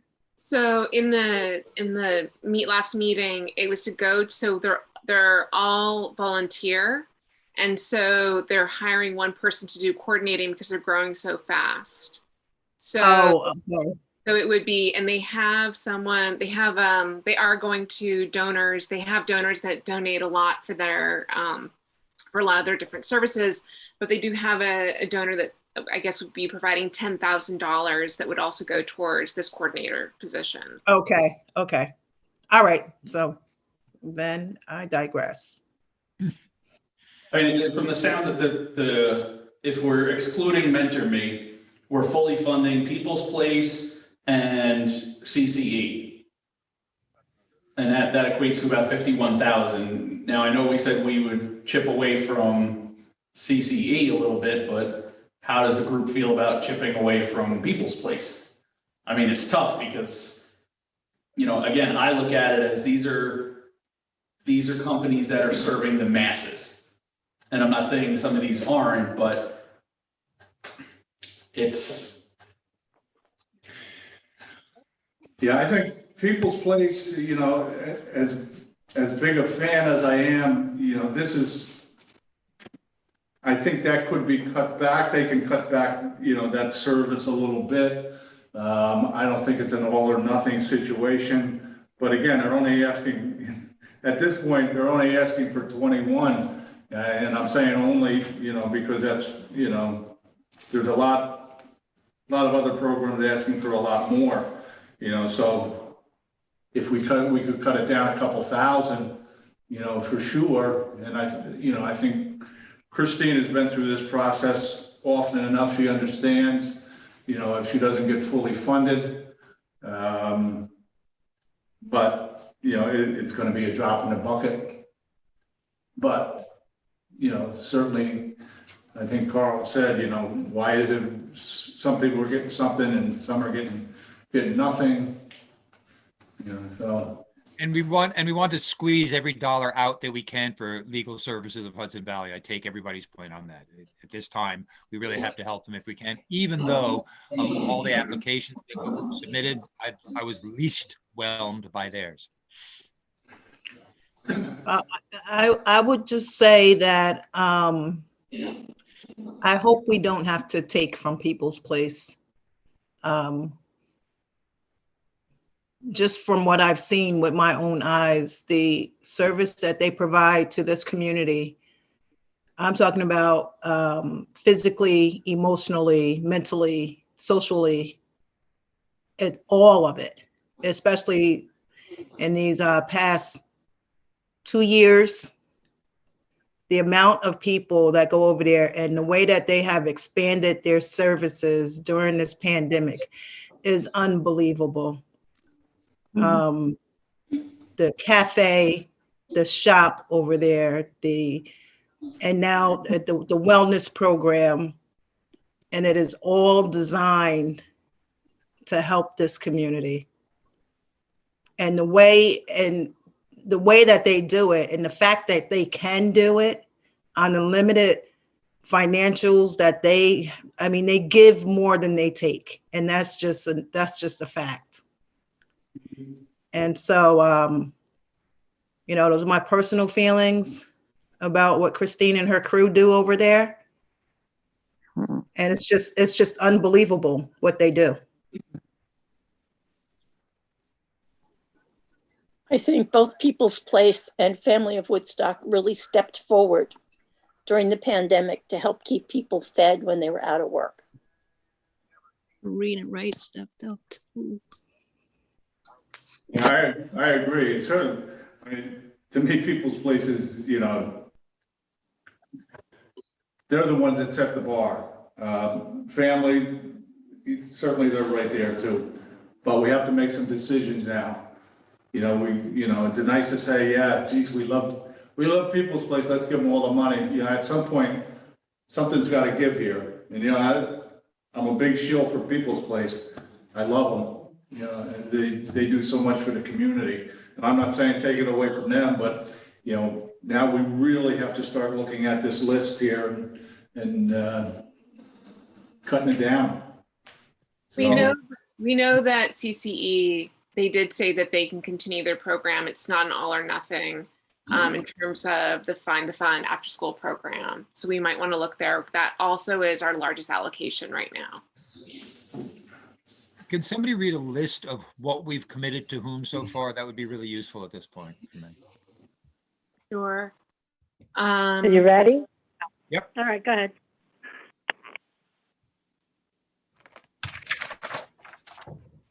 Am I doing it or are you, Corinne? I think you're doing it. Oh, okay. So the sum I still haven't figured out what you ultimately decided, but I have 0 for A.J. Williams Myers Library, $8,500 for Boys and Girls Club BGC Design Team, $30,000 for CCE Find the Fun, 0 for CCE Spice. I don't have anything at all, it's just a dash for Children's Home Silk Screening, 0 for Parks and Rec after school programs and summer parks. We don't have anything for family, 0 for Hudson River Maritime Museum. I don't know if I was supposed to, but I left the $10,000 in for Midtown Arts. Nothing yet for legal services, $25,000 for Mentor Me, $21,689 for People's Place. Nothing yet for Read and Write. You haven't come up with a dollar value yet, right? Right. 0 for Sunrays, 0 for UIDN, 8,000 for the bicycle safety, and 741 for Keep Your Head Above Water. If I can get to be a panelist again and then share screen, I can share this with you, but I've switched from my Surface to my personal computer to see if I was any more successful. And then I can maybe share the screen. Getting close. Actually, before we got off on this little tangent here, I just made a mark because I realized, as you just said, Amy, we haven't discussed the children's home program. I think that's the only one we have not discussed yet. Did we? Briefly, yeah. Well, we agree, but we don't think they'd be able to get the full 18,750. I believe they did say that they could do a lower amount, and the basis is after they got started, they would be almost self-sustaining. Right. Okay. But we didn't. I believe I proposed 9 or 10 as the. Yeah. Carl did say 9 or 10. Oh, okay. All right. Now. So. I will split the difference. I'll do 9,375. That's 50%. How's that? Sure. Okay. Well. So we may, I mean, I'm willing to go back and take a look at Mentor Me. We fully funded that, Mentor Me and CCE. Those are the 2 fully funded ones right now, right? And People's Place. And But Mentor Me, we can't, Mentor Me has to be fully funded. Oh, it does. Okay. Yeah, well, that's the only one that 100% has to be fully funded. Or nothing. Okay. Yeah. Okay. So then we have People's Place and CCE. Yep. Can you take from CCE and give to the at least 10 to the reading and writing program? I'm good with that. Say that again? If you can give 10 from CCE to reading and writing program. Yeah. Well, I was taking 10 from CCE and giving it to families, so. But we're doing one at a time. So right now we're talking about reading and writing program. Okay. And then if you can also take 2, well, I would say 10 from them, and then also, because you're not going to understand how this is if they don't get funded. And I understand all the legal aspects of it, and Teresa has to get her application right, and hopefully she has in there what she thinks is in there, which will still make it legal. You're not going to know the impact if it doesn't get funded till after the fact, and she has really done a great job. She, meaning her whole crew, with helping these kids stay mentally on point, even if they couldn't read it, which was the objective for them to be doing. They have just having that program, and even the kids there that can read, when the other ones who couldn't, they're example too for the kids that can't read. Those ones are still coming, and then that's letting the other ones not give up. You're not going to know until you go into one of those programs, to one of her after school programs, and see. You only have to stay 15 minutes and you'll change your answer, but it would be too late if you don't put it on this paper. So I think you should take 10,000 from CCE and give to the reading and writing program, because CCE, they're going to find their funding. They're doing a great job. They got so many programs.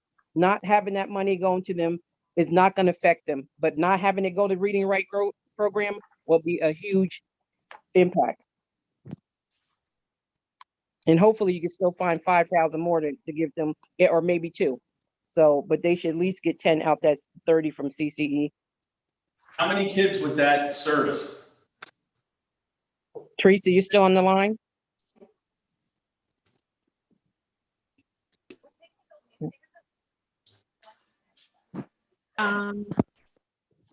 I think she's still on the line. Who? Teresa Washington. Yes. They asked you a question. Oh, what was the question? So how many people with this read and write program service? Just for right now, 131 children, and that's not including junior staff. During the summertime, we work with at least 8 to 10 junior staff from the summer youth. So they would be losing jobs or being somewhere else. So about 150 children, and the program is free to the children also. And Teresa, you said that they would get college credit for what, how would they get the college credit? Jahan she's a professor and she's also a director. So she's working with her college to assure that the kids are going to be able to get college credits. She's working on a grant with her school. So they would get by what, just attending the program? By attending the program, and she's going to be working an hour 3 times a week with them, an hour a day, because we're from 9 to 3 in the summertime. So she's going to take an hour of that time, and that would afford the youth to get college credits. I say if anything, you should take 5 from CCE and 5 from People's Place, and give 10 to Ms. Teresa, to the Read and Write program. 5 from where? 5 from CCE and 5 from the Wellness Center, to make 10 for the Read and Write.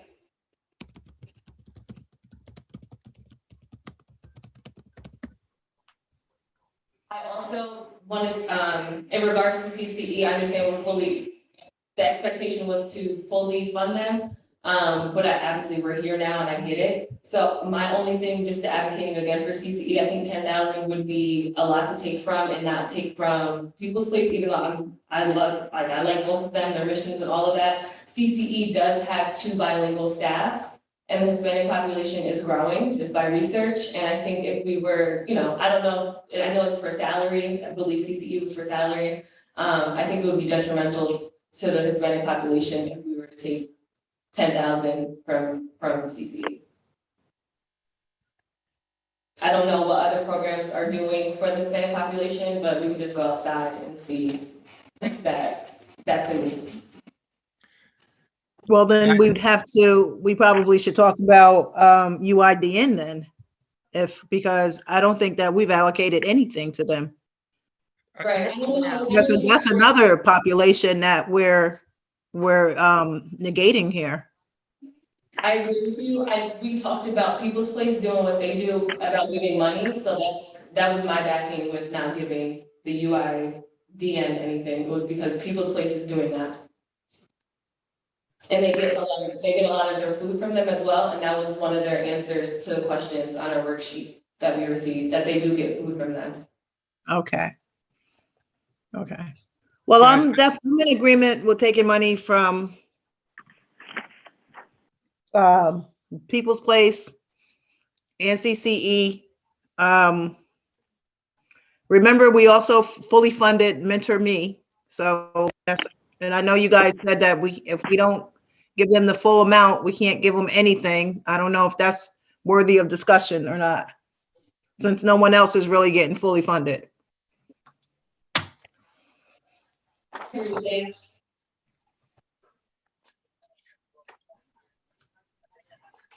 I guess one question is there anyone from Mentor Me that's here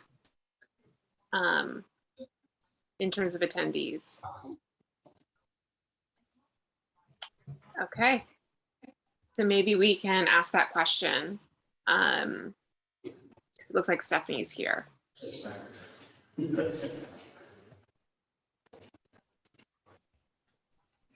Hi, I am here. Can you hear me? It's Stephanie Presser. Yes. Is that a yes? yes? We can hear you. Oh. Yes. Okay. So we currently have over 115 children in our program. We are growing every single day. We are a fully volunteer staff right now with all of us. We're not even a staff, with all of us working full-time and part-time jobs. We service many of the children in Midtown Kingston, and with 76 mentors.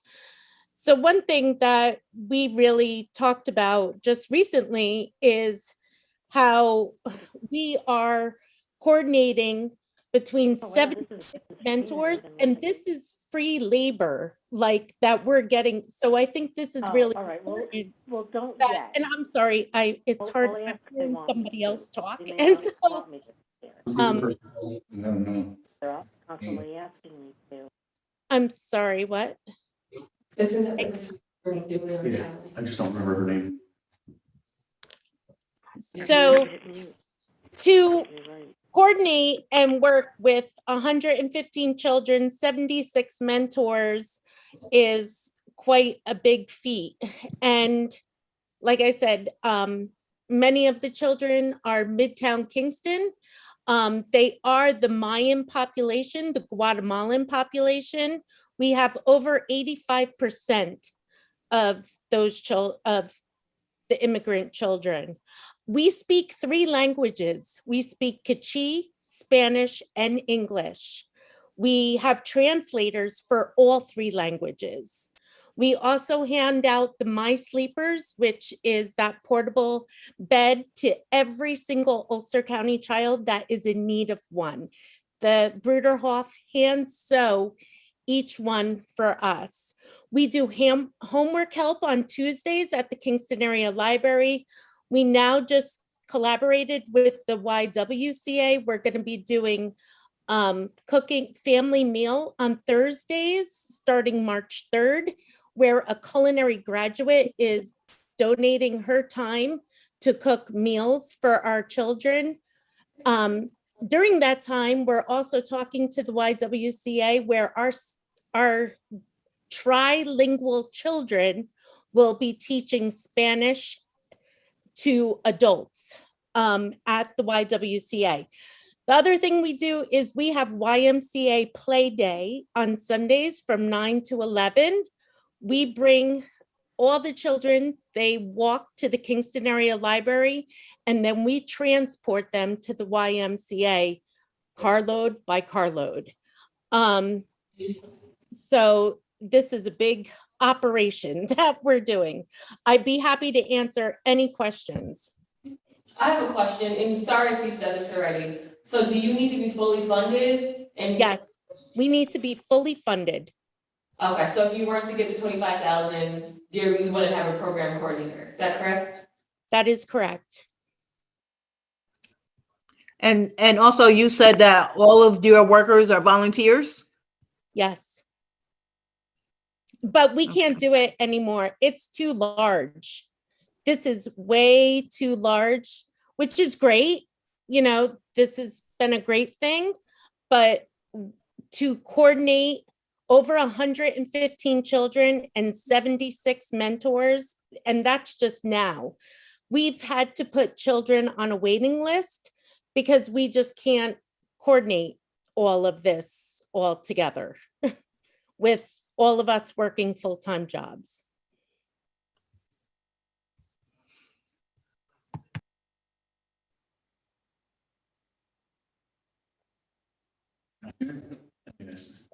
I stick by my. Yeah. We have to fund it. Thank you for clarifying, Stephanie. Thank you. Thank you for having us and considering us. Michael, what did you say?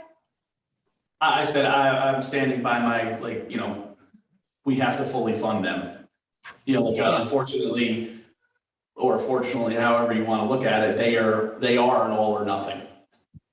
Yeah. Whereas we can tinker with some of the other ones, and yes, there were some that we were on board with fully funding, and then we wanted to cut back a little bit. This is unfortunately one of them where it is like we can't cut right from them. Well, now that I've heard Stephanie talk about this program, has given me a better idea what the program is about, and the fact that none of their workers are paid, that speaks volumes to me. Yeah. That means that this service is 100% geared toward the people that they serve. So I'll go back and say, I think we should take 5 from CCE and 5 from People's Place to fund or support the reading right. I'm in agreement with that. Yeah, I'm good with that. Good with that? Carl, we see your lips moving, but we can't hear anything. There you go. Nope. Carl, still can't hear you.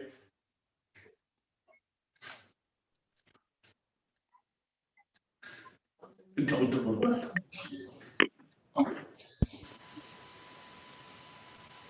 Nope. There we go. Nope. Try that. Can you hear me? Now we I can. I can't hear you.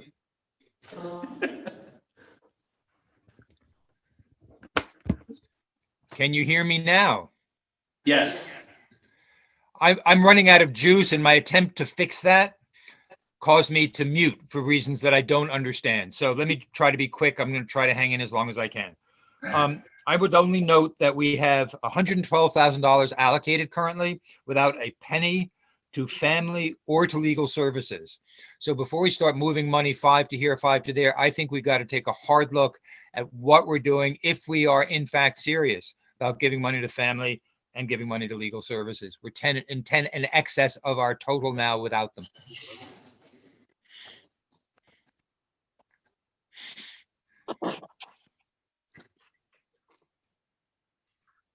I have, and I'm just parroting what Amy said with moving some stuff around, 8,500 Boys and Girls Club, 20 to CCE, 10 to the, I guess it's the Midtown Arts. That includes the Midtown Arts, I guess. 21 to People's Place, 10 for the Read Write, 8 for biking, 1 for swimming, and 25 for Mentor Me. And I guess that does include the 10Ks. So we're still in a pickle, even if we mess with that. Thank you. If I'm not mistaken, and I'm not picking on this one, but the Keep Your Head Above Water was not a swimming program. It was teaching people how to walk along bodies of water. How to behave near water. I'm sorry? How to behave near water. Yeah, how to behave near water. It wasn't a swimming thing. It was how to behave. Well, it's more like a safety program, but it's $741. So if we need to take them out, that's fine. But I think it was about being safe in the water. Yeah, definitely not a swimming program. All right, Amy, can you do us a favor? Let's go down the list again with the numbers in there. Are we? I'm going to try to share the screen, see if this works. Let's include everything, whether they're suggestions or whatever. You know, let's fill. Okay, so I took 5,000 from CCE to give to Read and Write. Where's the other 5,000 coming from? People's Place. People's Place. All right, so let me fix that now.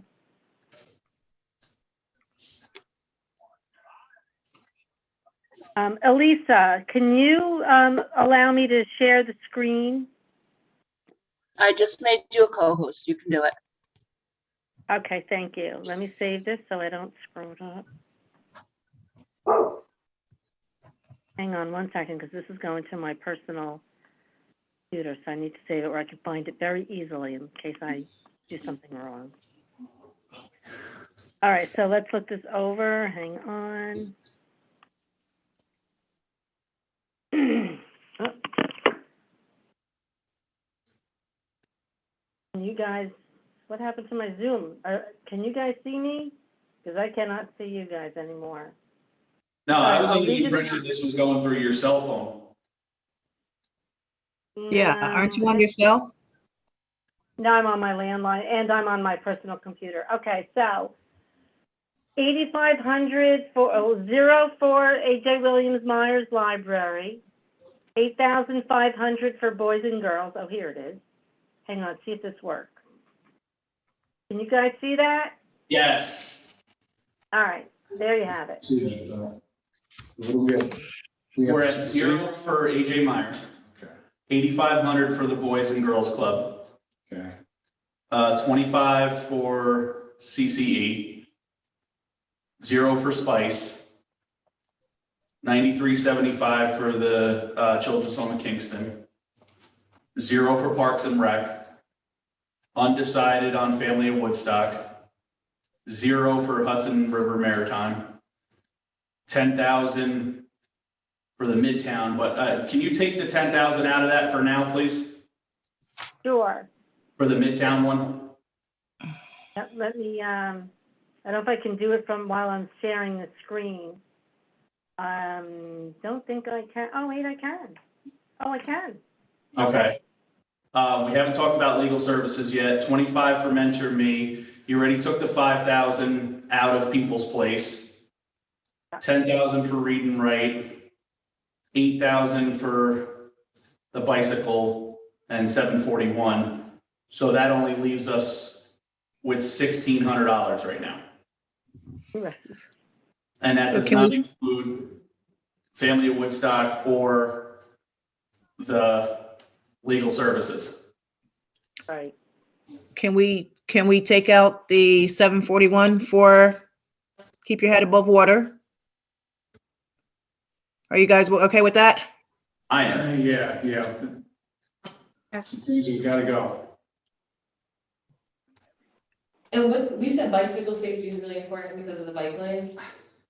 As for some, it's just, I don't know. I'm in agreement with you. To me, that's a lower priority than the other things. Oh, what's going on here? We can see everything. I'm like a therapist. We're not able to see the Excel sheet now. Oh, sorry, I'm saving it because I do not want to mess it up, but all right. Thank you for saving it. Sorry, I don't trust myself. So I'm cool with taking the $8,000 out for bike safety. Yeah, can you take the 8,000 out of bike safety? Yeah. Okay. I would say put the rest to. Do we have a representative from Children's Home? It would be Eric Hoteling or Chris Florsch or Jenny Rodriguez. Are any of them there? Also, are there any representatives from AJ Myers? That would be Jamie Lovato.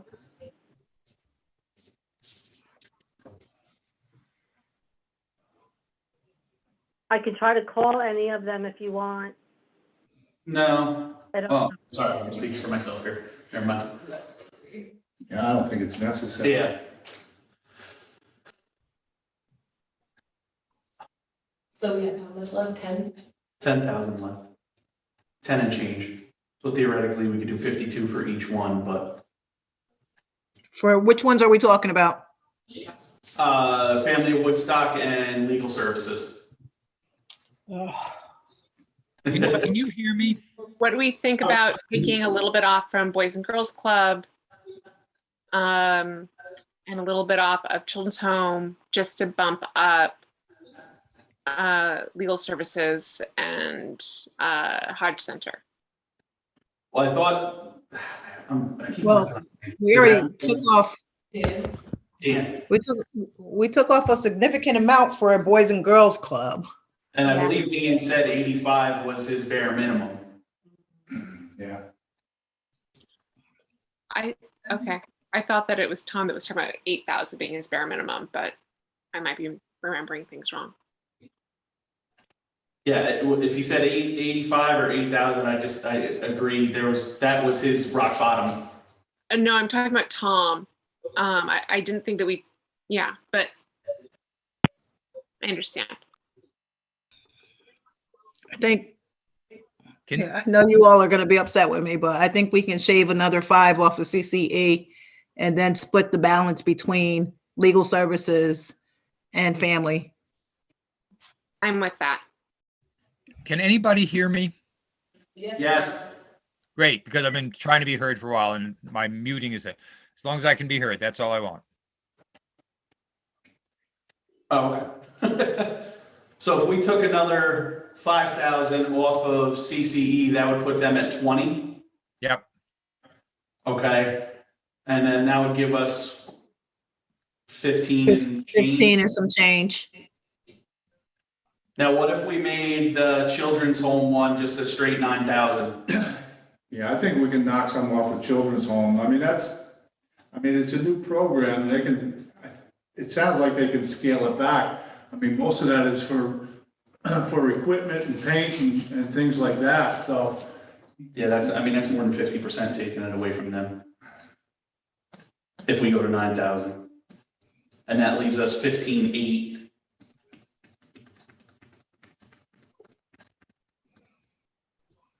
All right, what if we made the Boys and Girls Club 8, and that gives us just over 20,000 to divide between the two? Well, I thought Dan said 8,500. Well, I guess there was a question of it, if it was 8,000 or 8,500. Is Dan still on? I know he was zooming it. I thought he said 85. Yeah, I thought I heard him say 85. I just 5, yeah.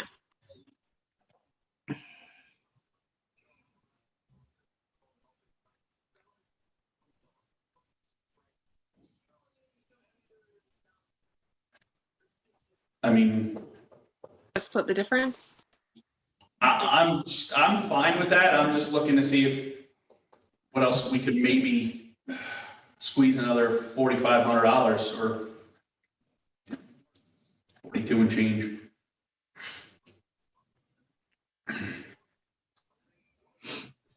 What if we made People's Place an even 16?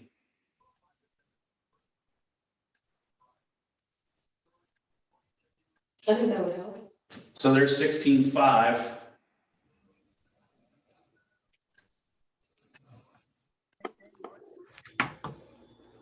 I mean, I would be okay dividing that equally between family and legal services. I'm good with that. What do you want to bring People's Place down to? So 15? People's Place would go to 16. And that leaves us how much? That leaves us 16,500 right now. So it'd be 8,250 for Family of Woodstock and legal services.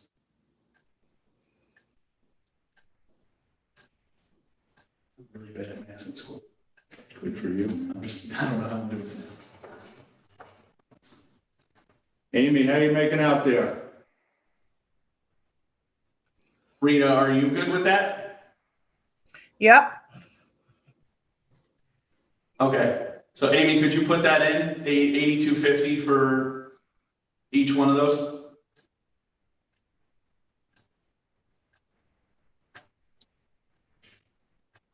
Amy, you there? Yeah, she did it. So that puts us at 0. So you're giving 10,000 to read and write, 8,250 to legal services, and 8,250 to Family of Woodstock, Right. and 8,500 to Boys and Girls Club. So you've cut Boys and Girls to half, Children's Home to roughly half. Correct. Right. The one thing that jumps out on me here is that Read and Write is getting more than legal services of the Hudson Valley. Thank you, Carl. Read and Write is a great program, but I'm wondering if we can give them 8 and maybe bump up legal services by a couple thousand. Or give Read and Write half as you've given Boys and Girls Club half. I'm sorry, But say that again. I don't understand. Well, you have half for a Boys and Girls Club ask. So you could give half of Read and Write's ask. Yes. That's true. I don't know what, I can't recall exactly. There was a very clear 10K desire. 5 sounds like she'd be really a problem, but maybe somebody, Rita, you might be able to speak to that. What's your question?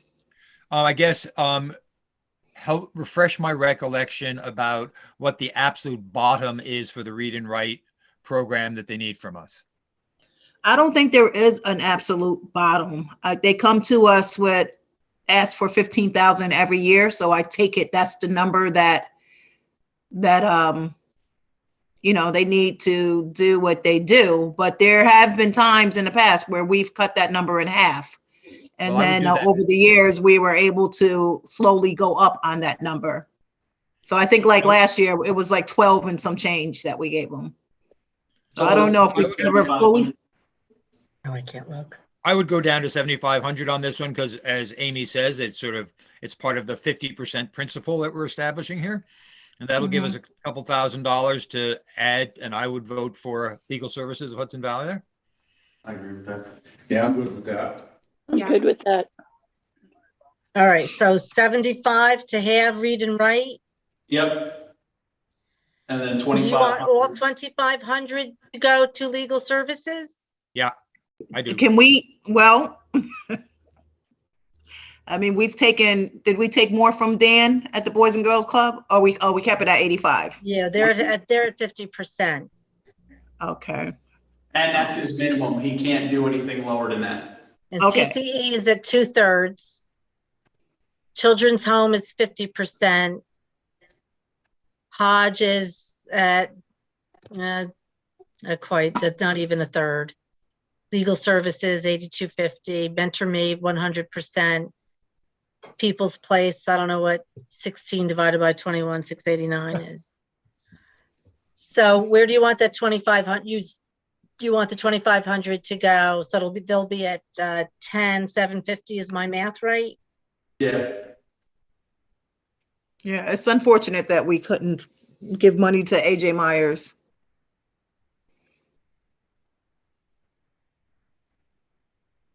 Done it? Well, I mean, if we didn't get a bottom line answer from Read and Write, I mean, I know we don't want to keep chipping away at them, but if we made that 5,000 and we gave 2,500 to AJ. Right, but it's such a low, I mean, they're asking for 20, almost 30, and to give them $2,000 is almost insulting. Yeah, that's like 10%. Good point, Rita, good point. Well, I mean, as a committee, are we okay with this? I mean, this gives us I know we're never going to be 100% like, I'm going to go to bed feeling wonderful about what I did, but, do we feel like we've serviced the community the best financially we can with what we did?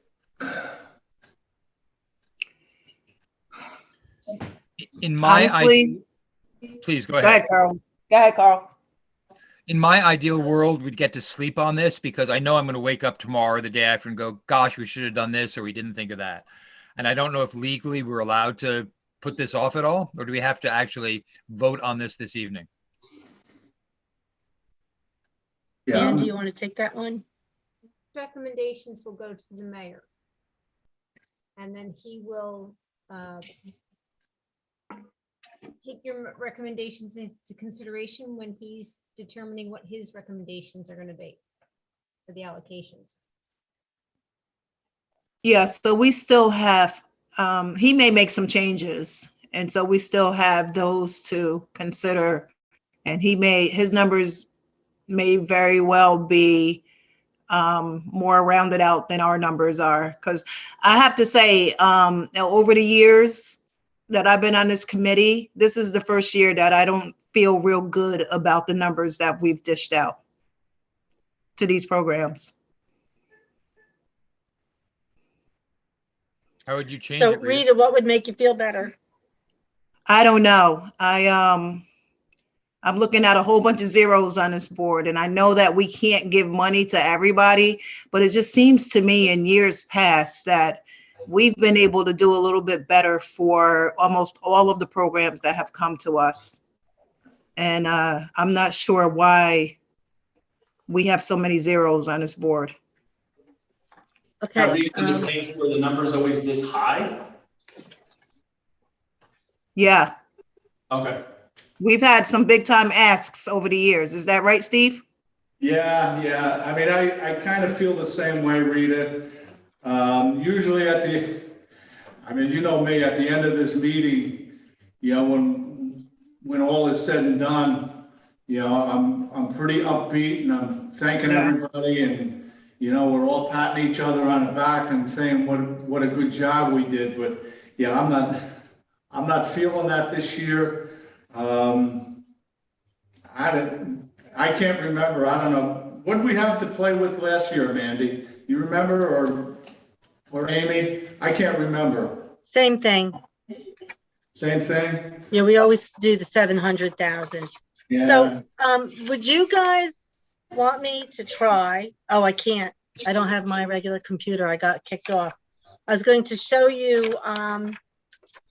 the budget for AJ Williams to see, you know, because sometimes what you guys have done is you've looked at their budget and then just funded a particular part of their budget.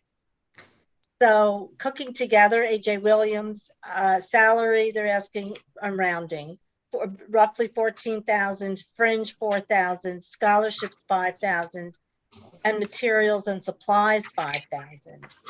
So if you wanted to do a partial fund, you could choose part of that to fund. Like materials and supplies, for example. Or the scholarships. Yeah. I'd love to give them their scholarships. I mean, the population down there in Pankaki. And the scholarships were 5,000? Yeah, but I want to see, who are the scholarships going to go to, Rita? I don't remember. Let's see.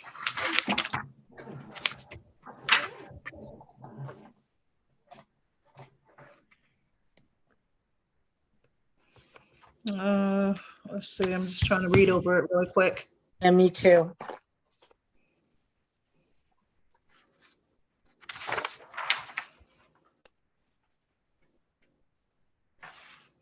I can't find it right at the top of my head. And I'm going to have to drop out of the meeting at this point. I apologize, everybody. This is Ursula, but I'm going to have to go. Okay, Ursula. Ursula. Thank you.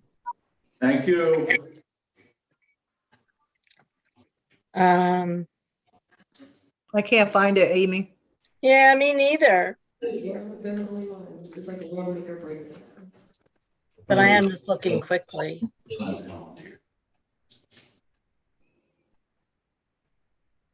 You know, the way I look at it is I mean, the one paragraph, the preparation and facilitation of this project will be executed by the program coordinator and executive director. They will receive additional support from volunteers and members of the African Roots Center. I'm not sure.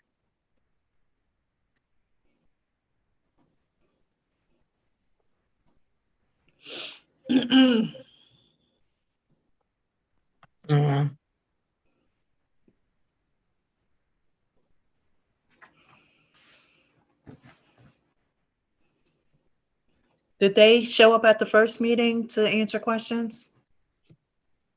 I wasn't at that meeting. Yes, there was somebody there. Okay.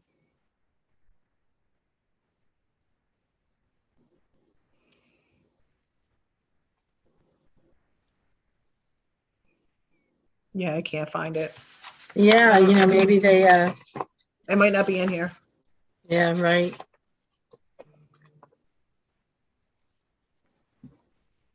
Yeah, 1,000. I mean, sorry. I was gonna say, if we take, even though I don't want to keep chipping at it, if we took 2,500 from Read and Write and 2,500 from the children's home, that gives us 5,000, which would give us enough for the scholarships. I hesitate to take more from Read and Write. We've already cut them in half. We're down to 50% with them, right? Yeah. Yes. What if we take chip from People's Place again in CCE, and then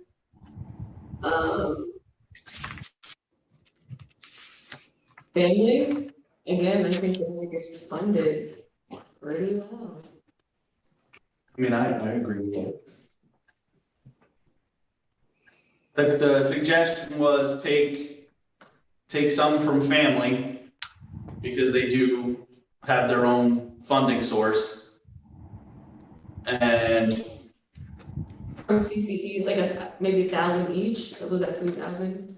We're looking to cover 5,000. We need 5,000 to cover at least the scholarships for AJ Williams. Well, if you take from People's Place, then you put them under the 50%.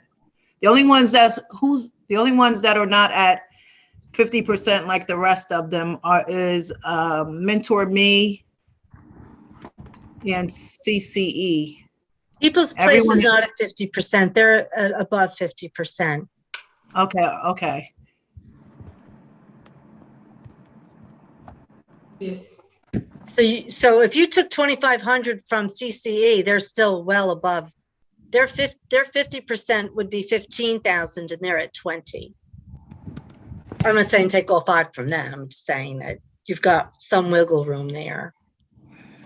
That family of Woodstock, we're already down. They're down to a third of what they asked. Yeah, they're.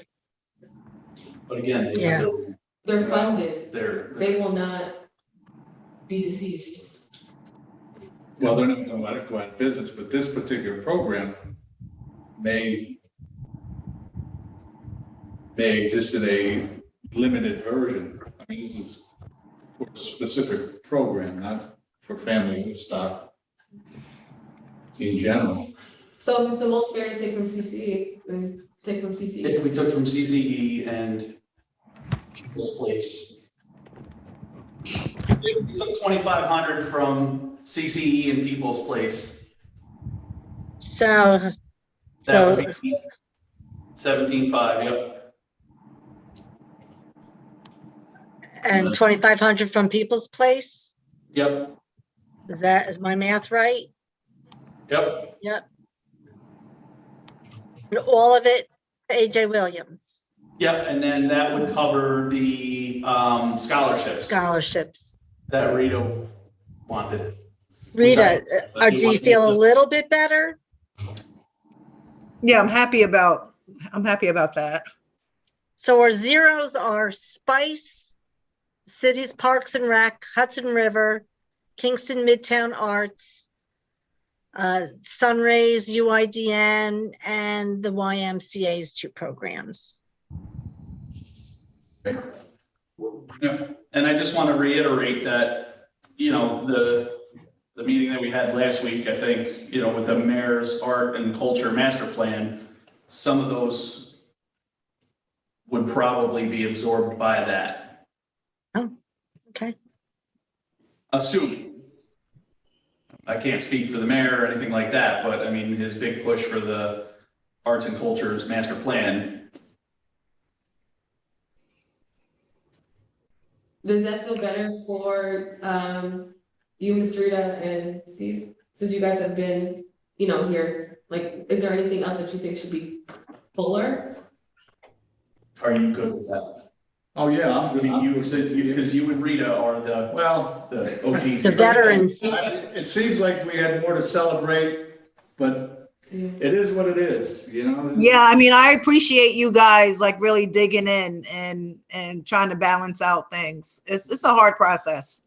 Yeah, these are tough decisions, and yes, like Rita says, I appreciate nobody's dug in their heels and said, I want this, and I'm not backing off. This has been a very good collaboration. Everybody's been good. Everybody's offering suggestions. Everybody's given a little, in order to get something else. And I think everybody's been courteous of everybody's feelings. This is one of the toughest jobs on the council, I think. Can you hear me, folks? Yes. Okay, I'm sorry, I keep asking that, but it's very dicey here. The question I have is where I feel bad when I look at this chart is that the Y, which is a great organization, is getting Zippo. And there's $741. We got to be able to find $741 so they're not totally left in the cold here. You were nodding yes, Rita. From Jump Street, I wanted to fund the whole program, the 741. So yeah, I'm all for that. If we got to be able to pull 741 from somewhere. Let's pull $4 from 10 organizations, right? We can make legal services an even 10 or 10,009, and that would cover the keep your head above water. Works for me. Legal services, 10, 10,000, what, 9? 10,000, yeah. Look at that. It's magic. Hey, Steve, Shabbat, this is be 1 year that I'm actually looking forward to seeing what the mayor's recommendations are. Yeah, really, let him take the heat. So are we all in agreement with this? Are we? Yes, I am. Is this something we have to, I don't know, we vote or? Yeah, we have to accept this. Before you do, you're going to fund 155,000 for the parks improvements, yes? Yep. Yes.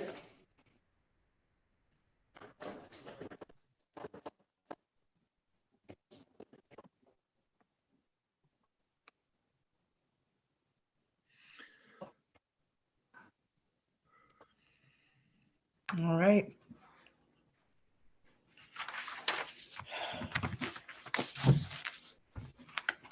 So can you see the bottom line is everything adds up to 700,000 and you are at 0 available. Yep.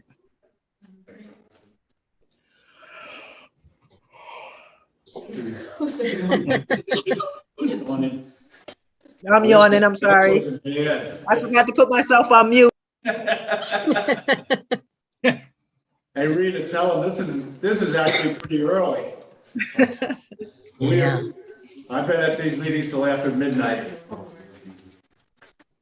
Now, do we have to switch? You have two, Heidi Kirshner's raised her hand. Say again? Heidi Kirshner would like to speak. Okay. I can't, Amy, I need you to unshare your screen.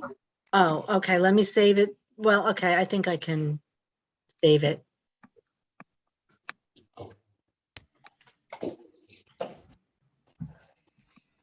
Okay, am I all right? Yep, we can see everyone now. Yes, thank you. Thank you, sorry. That's okay. Hi, Amy. My hand was raised back when we were talking about the safety around water program. It was just a comment that the program not only teaches kids how to be safe around water, but it also teaches them how to help save one who might be in a position of possibly drowning. So there was a lot more to it. It's dry land training so that we can go out and reach a whole bunch of kids. I think our goal was to get like 200 kids. So that was just only, my hand was up way back then, so I apologize. sorry. I'll just take it down. Thanks. Thank you, Heidi. Thanks. Thanks, Heidi.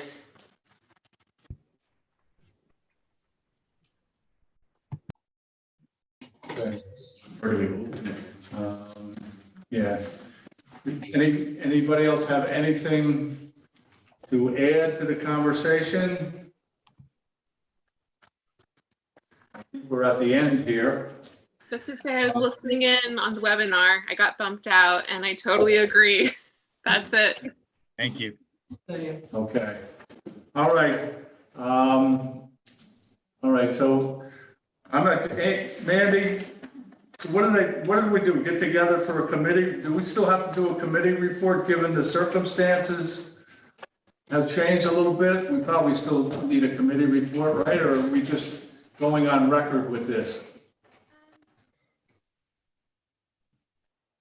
It probably wouldn't hurt to do one, and then you have it.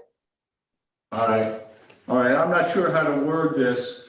We're going to have to send it out anyway. So I'll get together with you tomorrow. We'll do a committee report. We'll send it out. I'll take a vote here tonight, and then we'll do a committee report tomorrow. How's that sound? Okay. Okay. All right. Without going through the whole song and dance together, we have reached a point where we have broken even, shall we say.